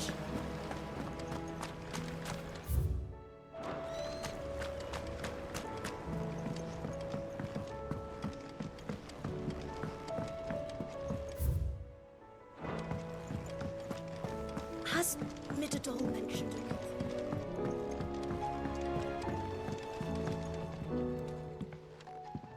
Mid, if you have a... That's it! I knew it! The answer was right here under my arse all along! If this doesn't steer to the skies, nothing will! To the skies? You aren't trying to give the Enterprise wings, are you? What else would I be doing? The children seem to think you're avoiding them. They're worried about you. Is this really so important that you need to shut yourself away from everyone? The Enterprise is already the fastest ship in the realm, and that's with the sea beneath her. But what if she weren't bound to the waves? What if she weren't bound to anything at all? It's not fair. The gods get the skies all to themselves, so I'm gonna do something about it. The Fallen had their chance, but they relied too much on magic. And see where that got them? But not me. I've discovered how to do it without. Well, almost. First, I need to make a prototype. And is that a one-woman job? Are you volunteering? I'll have you know the Enterprise is my baby. But if a godfather's offering to lend a hand, I'd be happy to take it. First, I'll need oil, and not just some old drippings from Miss Molly's spits in the Tub and Crown. Refined stuff, like they make in Ordil. Then I'll need some bone, or shell. Light, strong, preferably no longer attached to the beast it belongs to. If it's beast bones you're after, I'm sure the curse breakers will know where you might find some. No, they'll know where you might find some. You're the one who offered to help, remember? I should speak with one of the curse breakers before I set off for Old Hill. See if I can't find this bone while I'm there as well.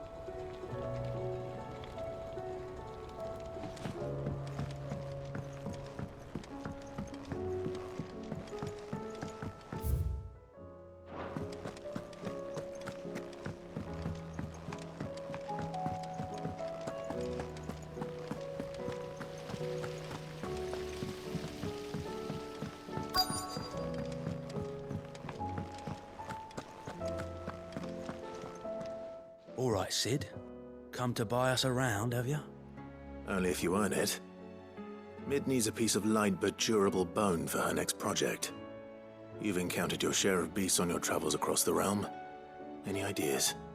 Most bones are the same. Whack 'em hard enough and they'll break. If it's durability you're looking for, shell will serve you better. You know what an adamantus is? I do. And I know to give them a wide berth. Will any old adamantus do? Well, with shells, the older the harder. There's a rumour of an ancient adamantus down in Karava, near Old Bidza, or what's left of the village anyway. But don't expect to make quick work of the bastard. There's a reason it's lived as long as it has. I'll keep that in mind. Thank you.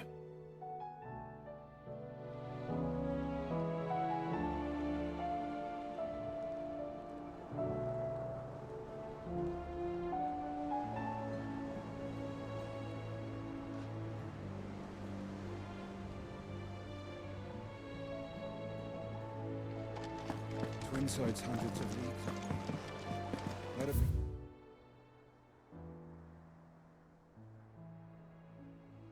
Crystals. Massive.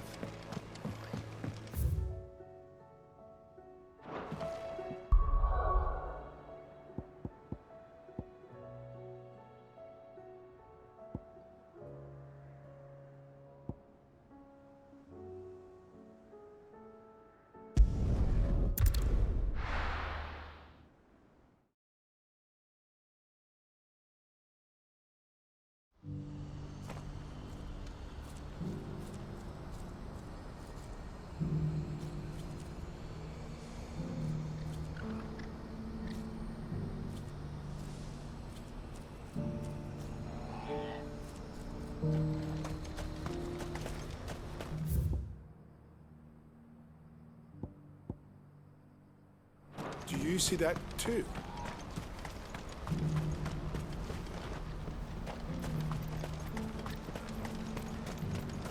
Papa? What is it? Please, just make it stop. I'm scared.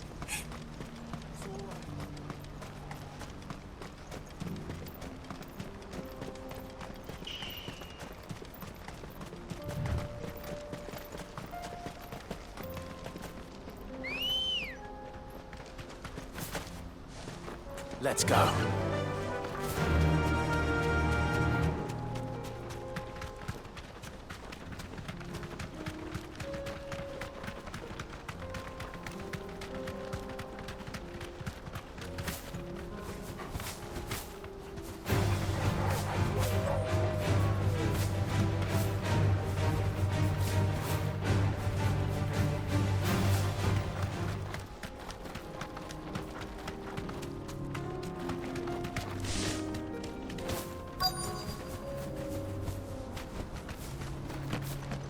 Can't be Rutherford, can it?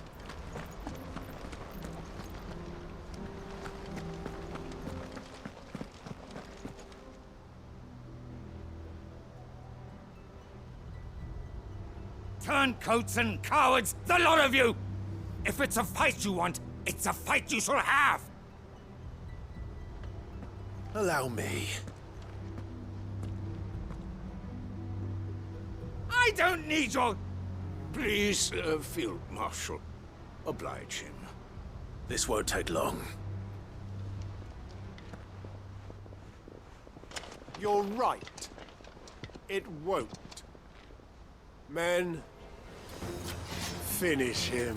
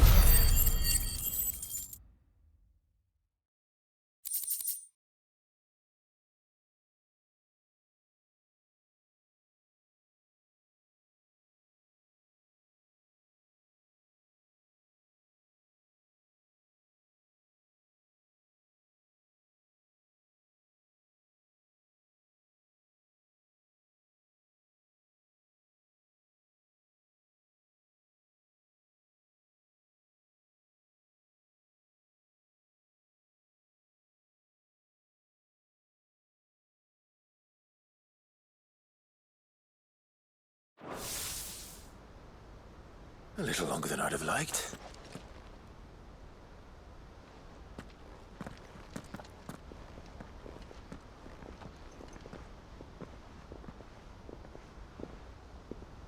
Field Marshal Havel, I presume.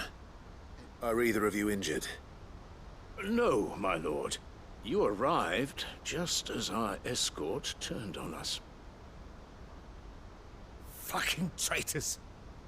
I'd heard reports of soldiers in the outlying regions abandoning the oaths they swore. But I hadn't thought the corruption had reached so close to the heart of the Republic. It's a fucking disgrace. Your interfering old bastard of an uncle tried to warn me, of course. My lord Marquis. Or is Sid the Outlaw more to your liking? Call me what you want. It doesn't change who I am, or the urgency of the message I bring.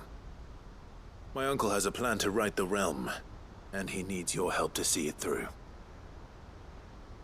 Before I agree to anything, I'd have you answer one question. What do you stand to gain from all this? I won't deny that I might benefit from further chaos. But I seek a new beginning for all of us. And while the choices I've made may not always have been the right ones, I know I made them for the right reasons. For so long, so many of us have been told how we could live, how we could die, when it should have been our decision all along. Now we have a chance to put things right. But in order to take it, we must stand together. Even if it be beside those with whom we don't see eye to eye.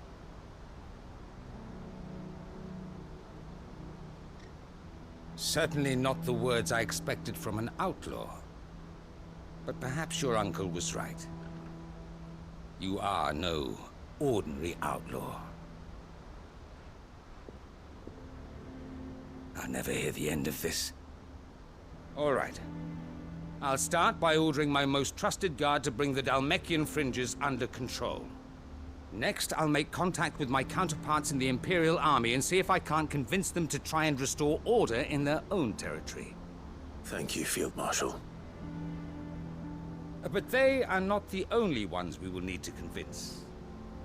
What do you mean? I don't doubt that I can bully some sense into a few generals.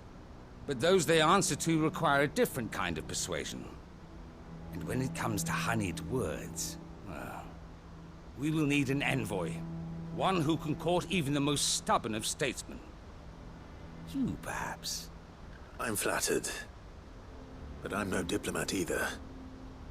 And I have other problems to attend to. What we need is a skilled arbitrator. And I may know just the person. Is that so? And would he happen to be an outlaw too? Of a different kind, perhaps. Well, beggars can't be choosers. I suppose we'll all have to find a little of the outlaw in ourselves if we're to make it through this. Very well. Send your man to me right away. I shall.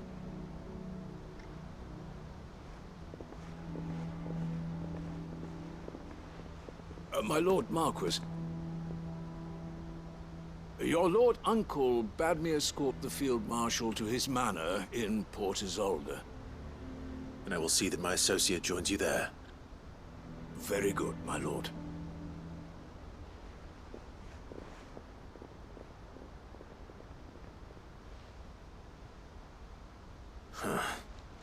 An envoy.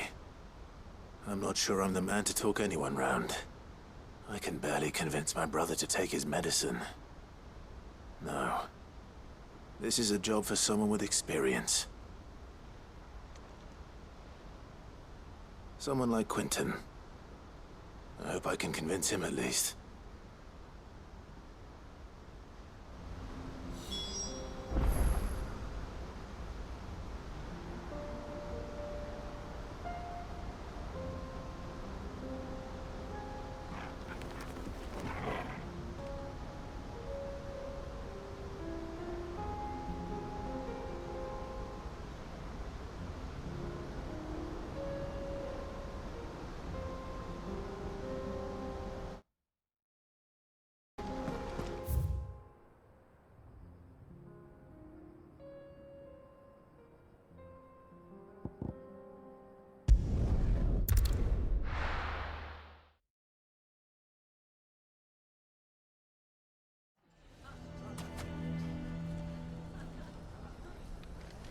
Why the hell would Victor take the bearer's side?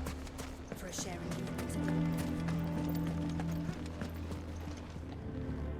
Here to help me pack? Thanks, but I'll be traveling light. I'm almost finished already, in fact. You're really going to go through with this, then? I am. But before I go, there is one small issue I'd like your assistance with. Well, two, in fact. If it's within my power to help you, I will. It's the children. I refuse to let them share in my disgrace. And if I leave them here, they surely will. Our friendship would see them ostracized forever. But I can't take them with me either. I can think of only one place where they are certain to be safe, and provided for, and loved. The Hideaway. Of course. The children would be more than welcome. Thank you, Clive. I will not forget this. Lubor, are you still here? What is it, Ferda? You look pale. There's been a flood in the Velcroy, a damn big one. The League of Outlaws encampment was completely submerged in ether. What? Every last one of the bastards has turned. And they're headed this way. Bandits are one thing, but Akashic bandits are quite another. The town guard won't stand a chance against them. We need to evacuate. There's no time to lose. Ferda, gather the men. The Akashic may strike at any moment. We must make ready to cover the townspeople's escape. Well, what are you waiting for? Yes, my lord. Clive, change of plan. The children stay with me for now. I need you to find Conrad and Natalie. Tell them to prepare for a full and immediate evacuation. Understood. I'll do what I can to convince everyone else. Wish me luck.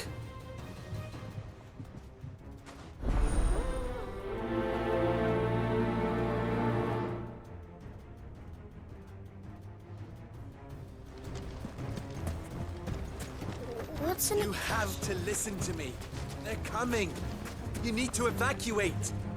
Know your place, bearer.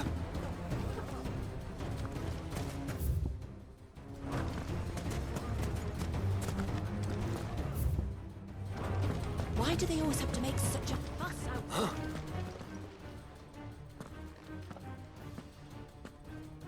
Ah, It's you. What do you want, Lord Underhill? To pass on an important message. There's been an ether flood out in the Velcroy. The camp where the so-called League of Outlaws were gathering has been swallowed. They're no longer just bandits.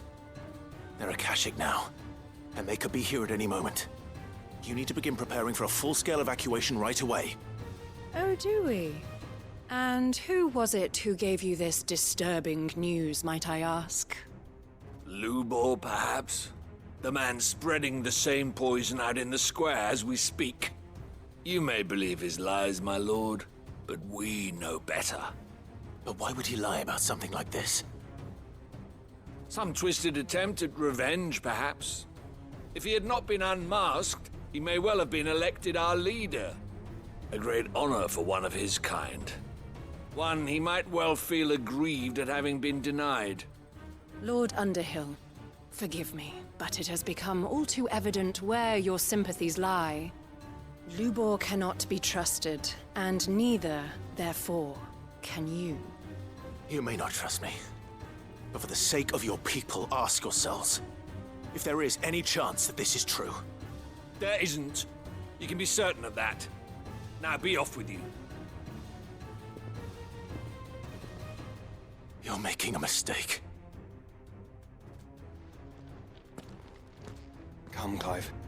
If our words will not move them, then we must find another way to help save the town. You're right. Let's speak to Lord Ferda. You need to evacuate.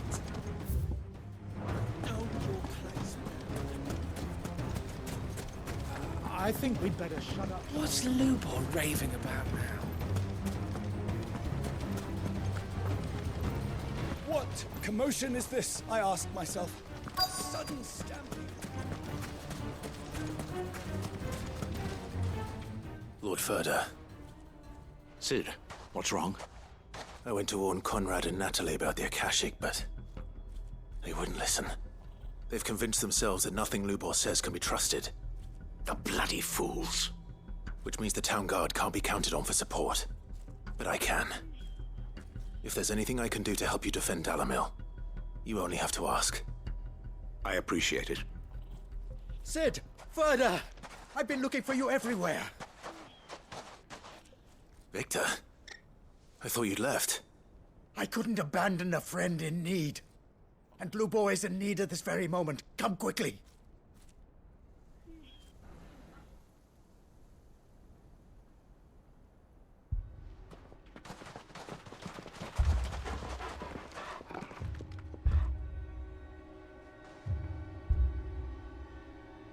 You have to believe me. The Akashic are coming.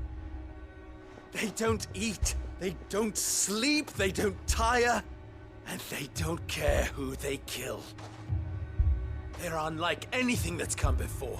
There will be no parley, no mercy granted.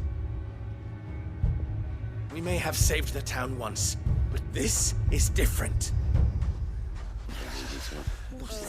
I do not ask that you forgive me, but please believe me. If you do not run, you will die. You will all fucking die!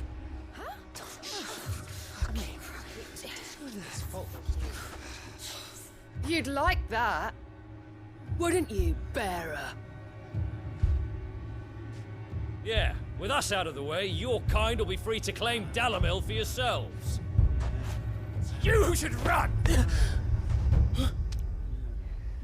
Run, bearer! Yeah, run! Run! Far, far away! Run! Just go on! Yeah.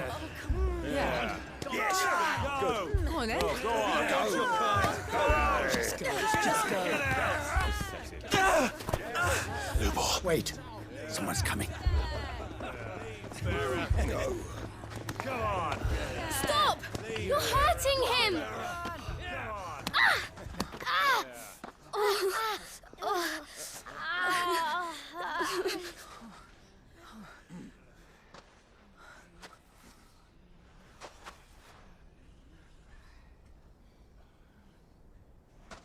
What did Lubor ever do to you? He solves all your stupid problems, and he keeps all of you safe. You know there's nothing he wouldn't do for this town. Who was it who made that cleaver you use every day, Conrad? And what about your counting table, Natalie? Who fixed that? Whose men make sure the streets are clean so all your boots don't get dirty? Who spends all day, every day making sure things run smoothly round here? And none of you ever say thank you. Ever. But did Lubor ever complain? Well, does he ever stop smiling? He keeps this whole place going. And you act like he doesn't even exist.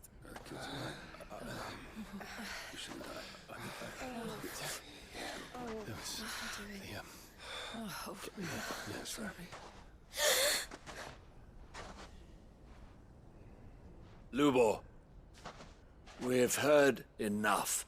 Wait! We will not run. The town guard will not abandon the very place it is sworn to protect. And I will not give up for lost the stores that we labored so hard to fill.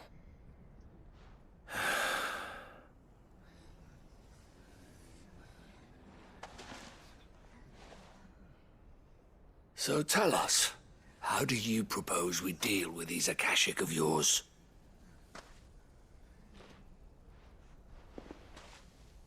We won't run, but we will fight. All right, then.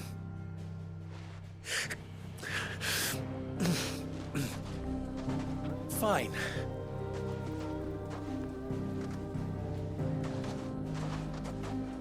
Gather round if you don't want to die.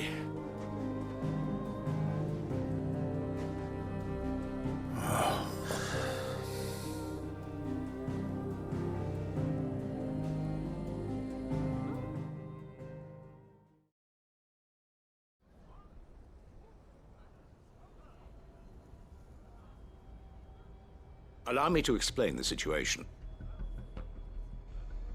The ether flood occurred near the village of Cheratina, deep in the Velcroy. The place had been abandoned for years, until the League of Outlaws decided to make it their base of operations.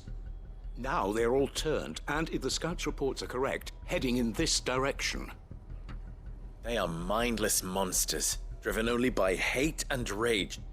And they are utterly unpredictable. With the bandits, we at least knew how and where they were likely to attack. When these creatures come, Dalamil will have the bitterest fight it has ever faced on its hands. The town guard will muster at the north gate. The rest of us will take the south. Both forces will provide men to serve as scouts and messengers, ready to spread word of the size and nature of the Akashic force as soon as it is spotted. And as soon as it has been, we will converge on its position and see that it is driven back from Dalamil at all costs. Conrad, can I count on the support of the town guard? Always. I leave the selection and coordination of the messengers in your hands, Victor. And the command of our men in yours, Ferda. If you would both be so kind. Consider it done. As you wish. Natalie, I would ask that you and your people have the townsfolk barricade themselves inside the bathhouse. And tell the merchant not to waste time securing anything beside the essentials. Preserving life is our one and only concern. As long as we survive, it doesn't matter what trinkets we might lose. Our riches can be regained. And if anyone doubts that, let it be known that the Briar's Kiss stands ready to cover any losses. Very well. I shall tell them. Where do I fit into this plan? Where else but the most perilous place of all? I would like you to travel to the home of our erstwhile League of Outlaws, Cheratina itself. The main host is most likely still there, and Dalamil will not be safe until it is eradicated, root and branch. A little gardening. How pleasant. I doubt it. I have a feeling these weeds will be particularly stubborn. Luckily, so am I. So you are. All right then, we all know what we have to do. Now it's simply a matter of doing it. For Dalimil.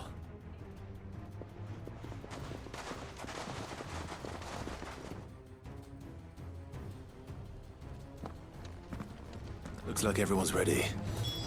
I'd better not keep them waiting.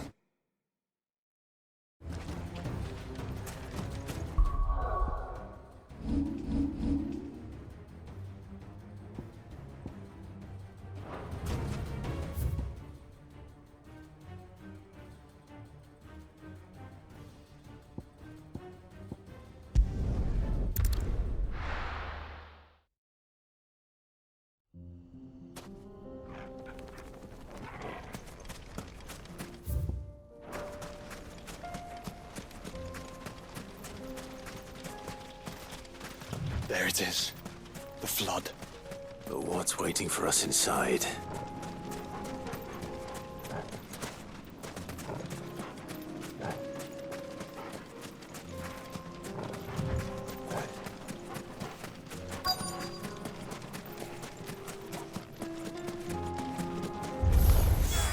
We can't leave a single one alive.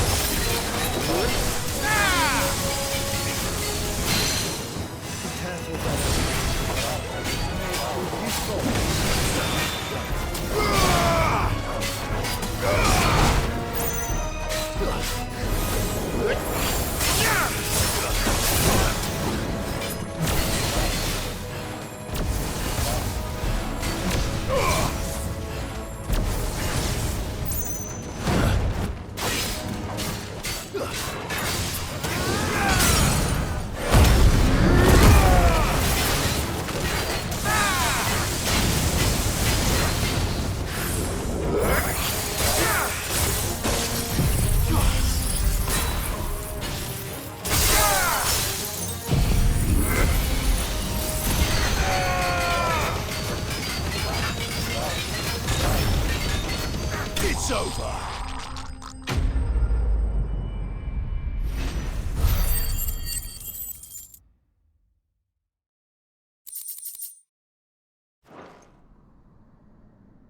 The League is disbanded. I should get back to Dalimil and see how the others fared.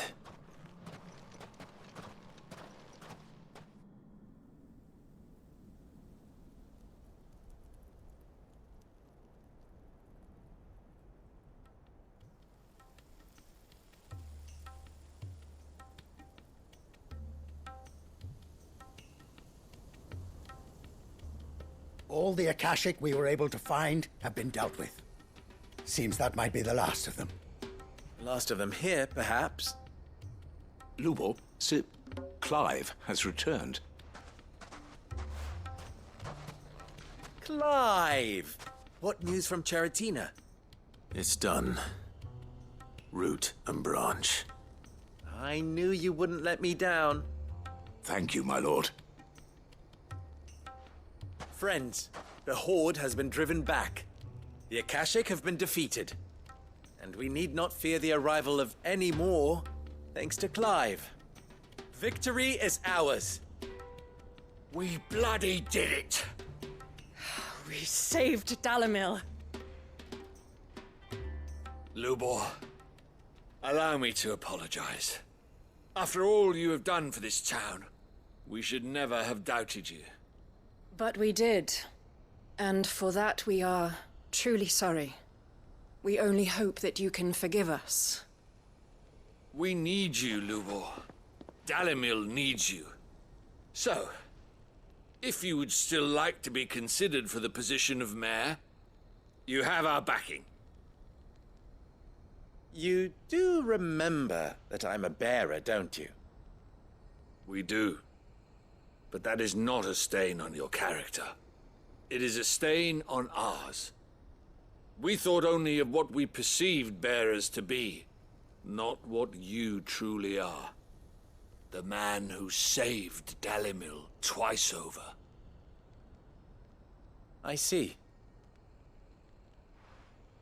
But I will only accept your proposal on 2 conditions. Name them. Firstly,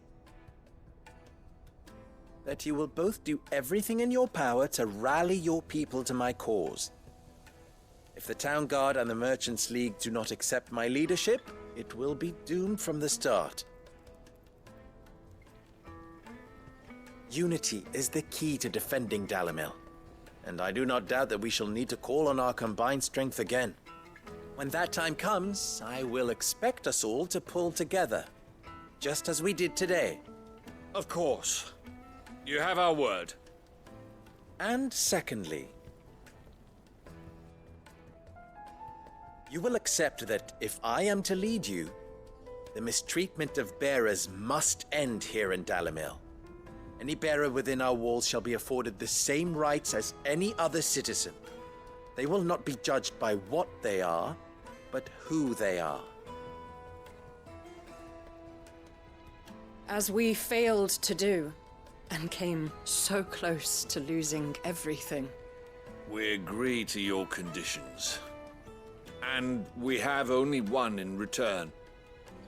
That you continue to work for the good of Dalimil, as you always have. Condition accepted. Well then, it seems my mayorship is all but confirmed. Do I get some sort of special hat?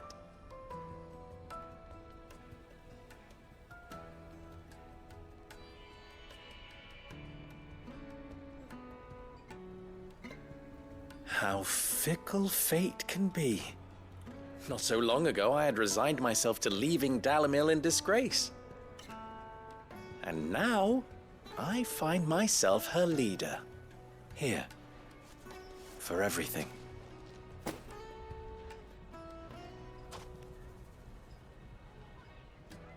Lubor. About the children. Fear not, you are of course relieved of your responsibility. I would sooner face another horde of Akashic than see them brought up as outlaws. I'll make sure they're safe here. I don't doubt that you will. And not just the children, but everyone in Dalimil. I'll do my best. Can't have all your hard work going to waste.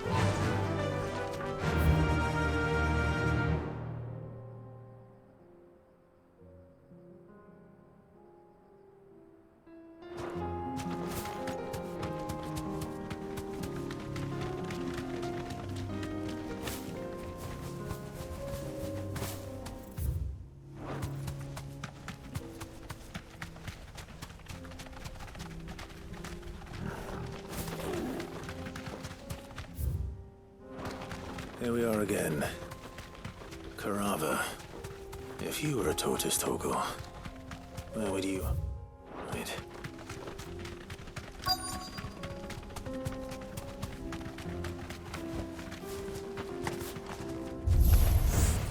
It looks like we found him.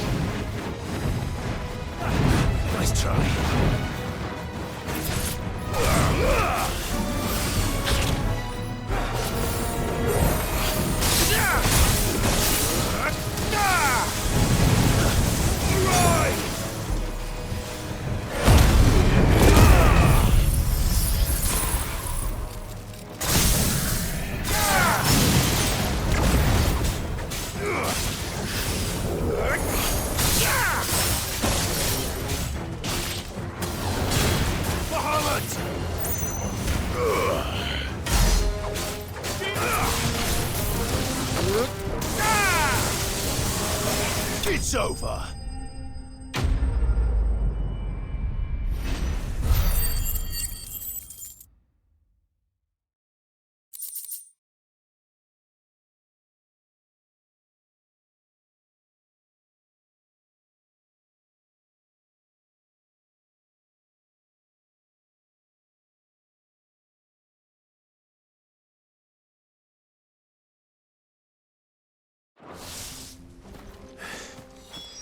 If Mid needs another, she can come and get it herself.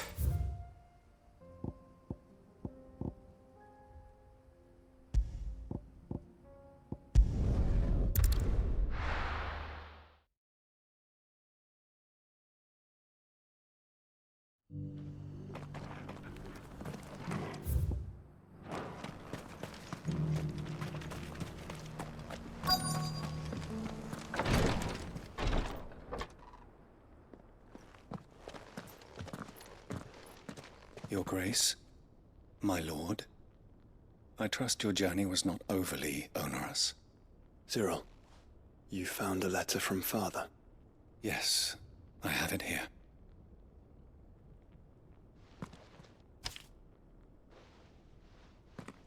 If you would do us the honor, my lord.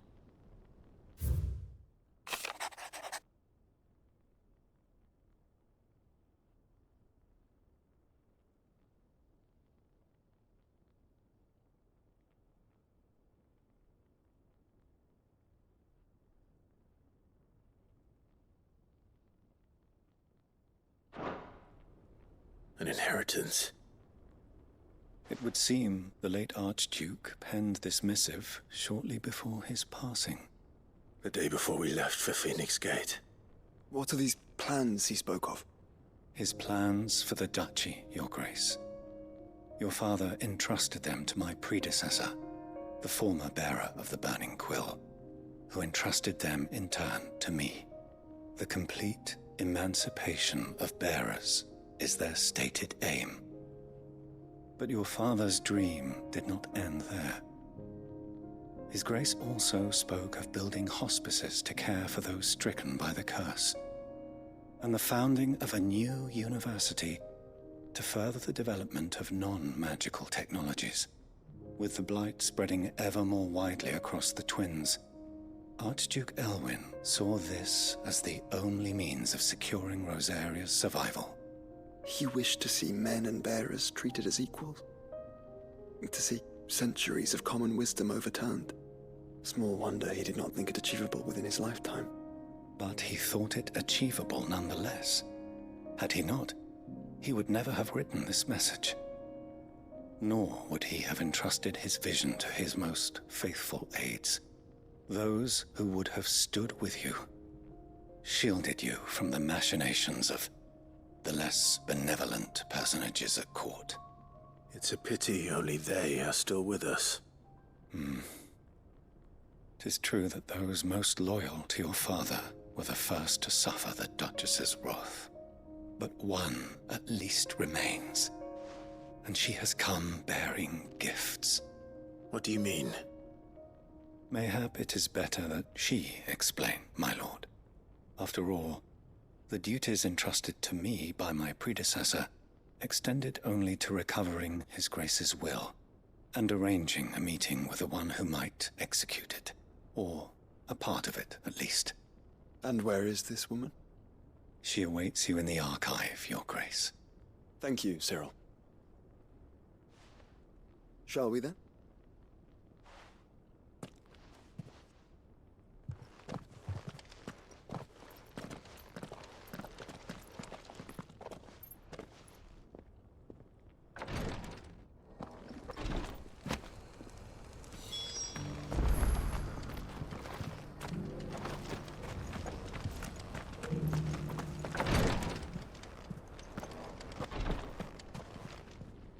Lord Marquis, if you have a moment. What is it, Cyril? One of our brethren lately journeyed across the strait in order to pursue a new avenue of inquiry in our ongoing investigation. He sent an owl some while ago, but we have heard naught from him since. Was he surveying another fallen ruin? No. The object of his study was a savior cult that has arisen in Ash in recent years. We believe it may have some connection to the Circle of Malleus, an ancient religion that worshipped Ultima as its god. By gaining an understanding of this new faith, we hoped to learn more of the Circle's original beliefs. And so you sent one of your brothers to Ash? A continent teeming with orcs and Akashic? Fully cognizant of the risks, yes. I entrusted the mission to one of the most able of our order, the Third Chair, a master of the arts of combat and survival both. Though he has been silent for some days now, I have thus far refrained from sending any others in search of him, lest they be lost in turn. Yet, it seemed only right to inform you of the situation, given your unique experience of the perils of Ash. For as you so earnestly advised me, it would not do to abandon a man to his fate, when he might yet be saved. It would not. But Ash is a big place. Can you be any more specific? Perhaps. The last owl I received from him mentioned a village where he had heard the cult were wont to assemble. Mickleburg was its name. It lies in the southern reaches of Waloed.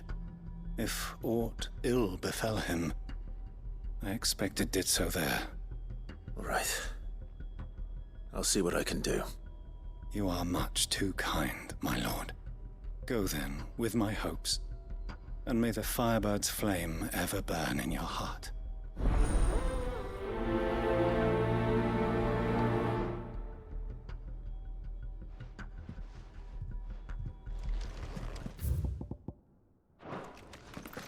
If this new faith really is an offshoot of the Circle of Malleus, then... Let's concentrate on finding the Third Chair first, shall we?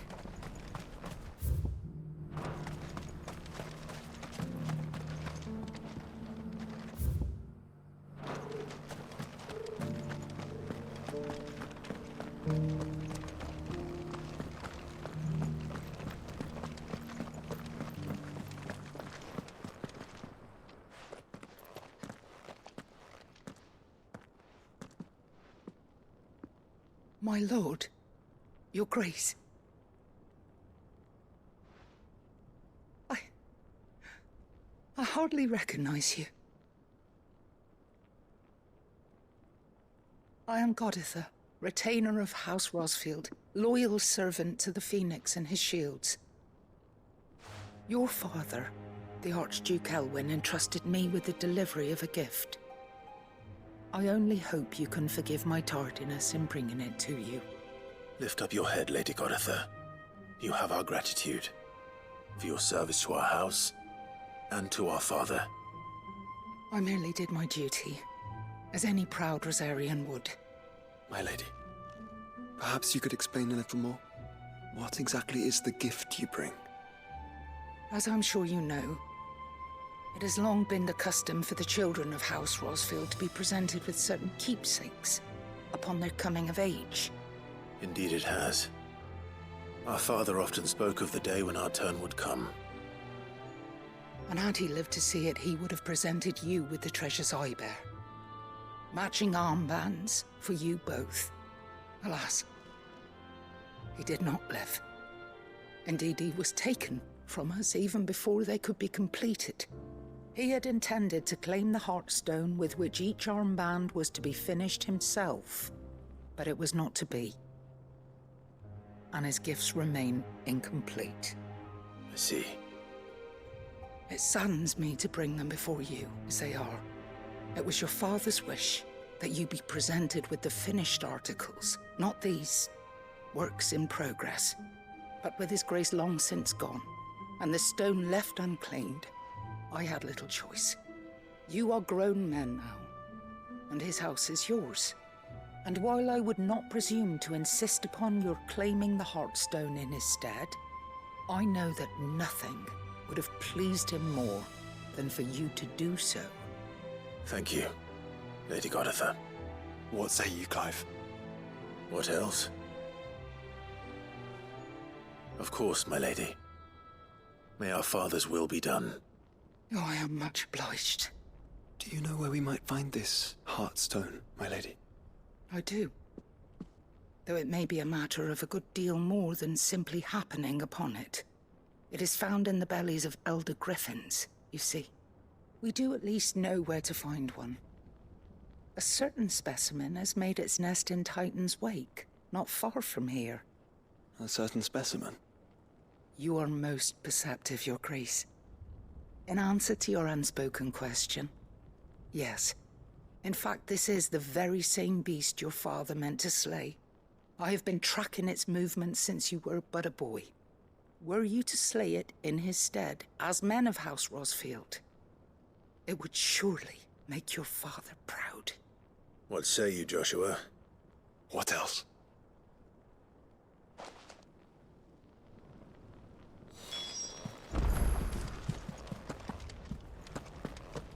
Titan's Wake is to the south of here.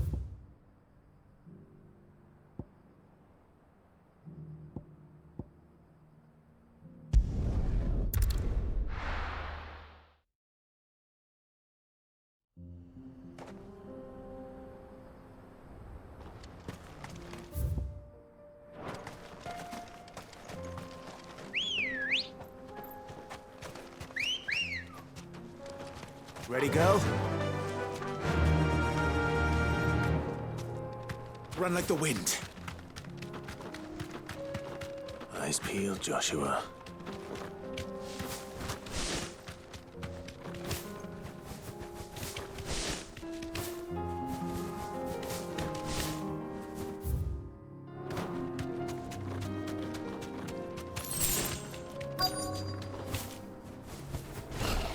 There it is. For House Rosfield.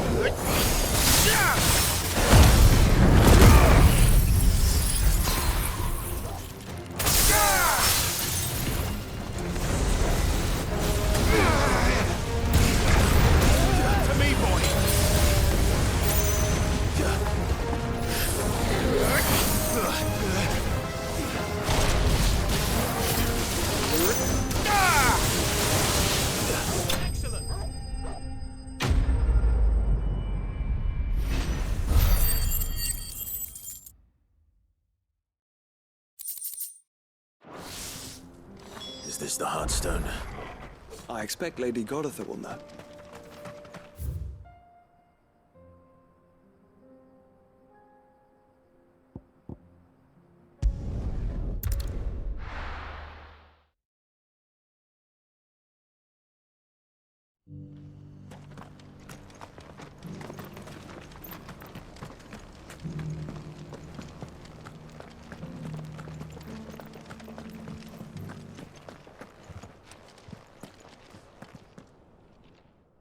Thank the Founder you were safe. The Griffin is slain then? And the Heartstone claimed.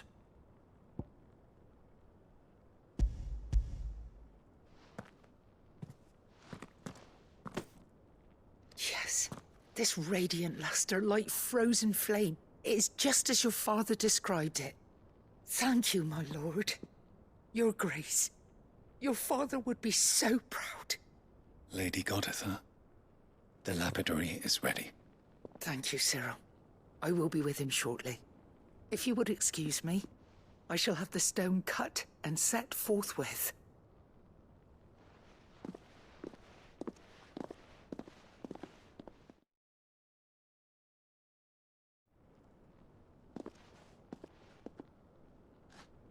The armbands are complete. Pray, take them. They are yours, after all. Heartstone is harder and more enduring than garnet, or even ruby. It symbolizes unwavering will and devotion. And the graven vines encircling the stone represent the unbreakable bonds between you. It's a message. Father knew we had enemies both inside and outside the duchy. Enemies who would thwart his vision. Only with unwavering devotion would it ever be realized. And only if we stood together, as Phoenix and Shield, as brothers in arms, only then might those enemies be overcome. Indeed. His Grace knew the enormity of the task he would entrust to you, his heirs. But this was more than just a message. It was a promise. That he would always be with you. Thank you, Lady Goditha, for remaining the steadfast custodian of our father's will. Forgive me, my lady, but there is something I don't quite understand. The Undying told me that after Father died, Mother claimed all of the ducal treasures for her own. Even if the armbands were incomplete, she would surely not have overlooked them. So, how were you able to keep them from her? Because I was the keeper of the vault. Though I was but a lowly servant, your father spoke to me of his intentions for the bands, of the deep love he had for both of you, and his hopes for your future. In the days before the disaster at Phoenix Gate, I discovered that the Duchess had ordered her jewelry be sent away from the castle. It was then that I knew she meant to betray us. I tried to warn your father, but it was too late. When word of the fire reached Rosalith, I knew my time was short. So I took up the armbands and I fled into the night. And thank the Founder you did. Yet my duty to your father was incomplete. Not knowing what else to do, I followed the Griffin, thinking I might claim the Heartstone on its passing. And so my pursuit continued, until Lord Cyril appeared before me. He informed me that his Grace's will had been recovered, and that his sons were alive and well. Lady Goditha, on behalf of my father and all the people of Rosaria, I thank you for your loyal service. As do I. Thank you, my lord. Your Grace, for coming back to us, for giving my service meaning.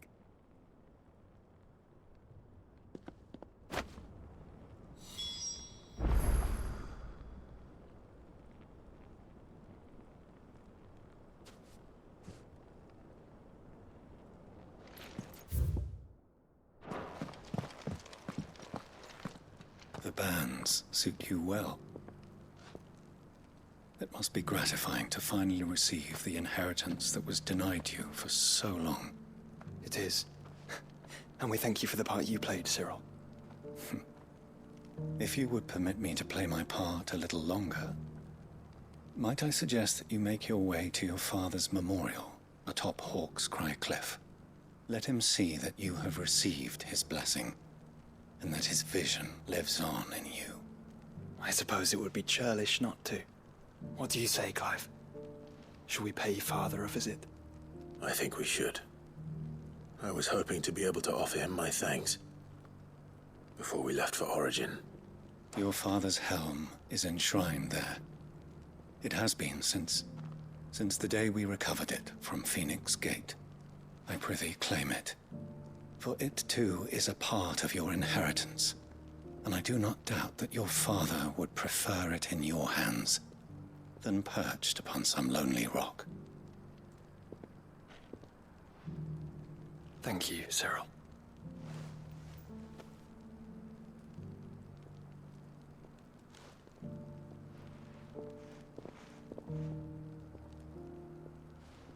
Come on, Clive.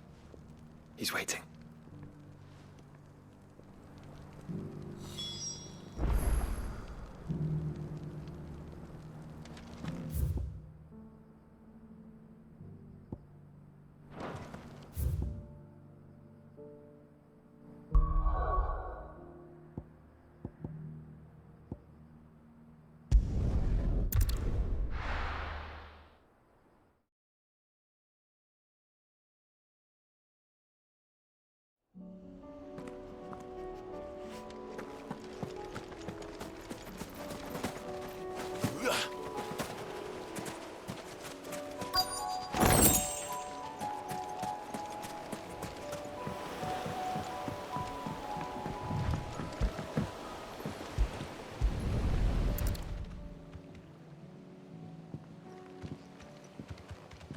It's still here. After all these years. A lot smaller than I remember. And you're a lot bigger. You might have to swim, boy.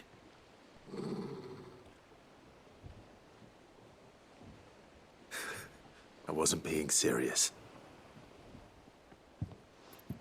You two go on without me. I doubt that boat will hold a third. If you're sure, we won't be long. Hop in, boy.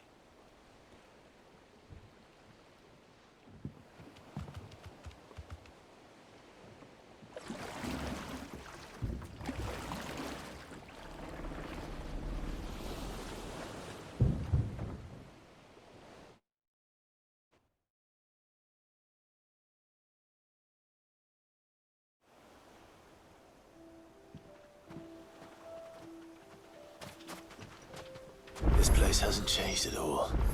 The rookery's right through those trees. Come on. Race you there? I bet I could still beat you.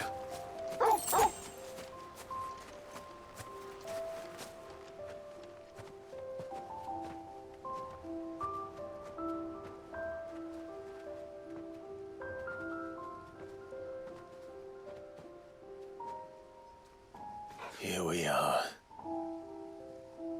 This was our hideaway. Wasn't it, Torgal?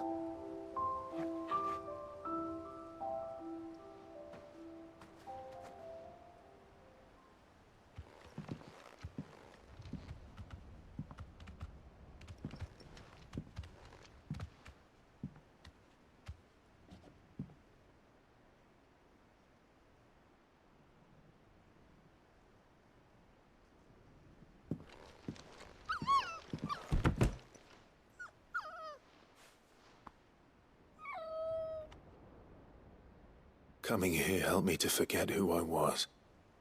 Or wasn't. Prince, Shield. Son his mother could love.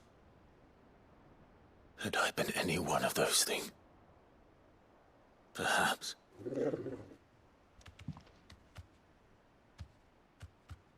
What is it, boy?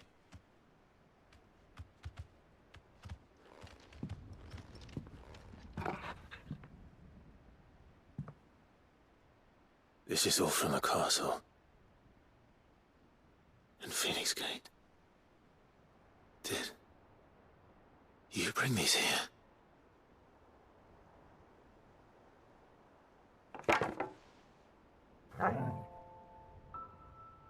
devouring sword.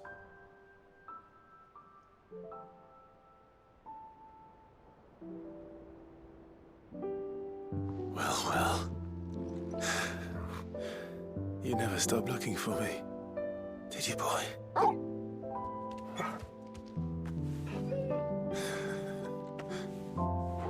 Thank you, Torgal, for never giving up, for never forgetting.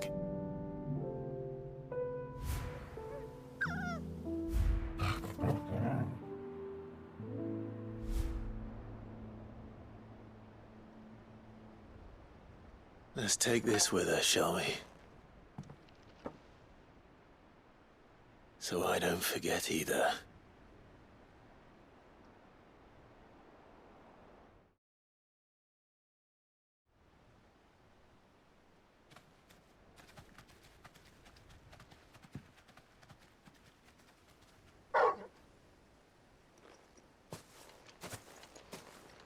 That's not the way back to the boat, Torgal.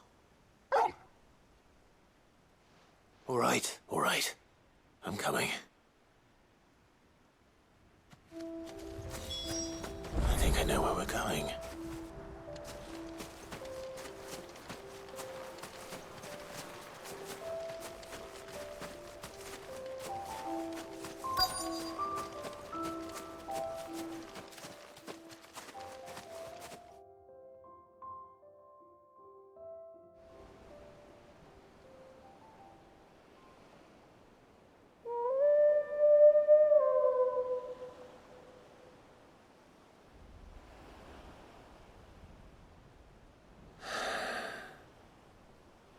People always talk about the importance of putting the past behind you.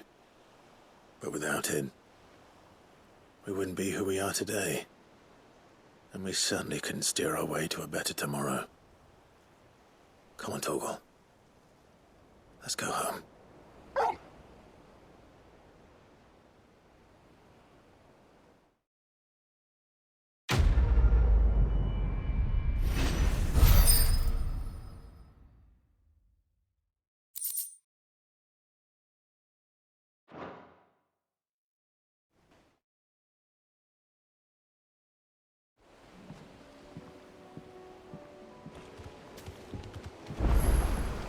Sorry for the wait. We're ready.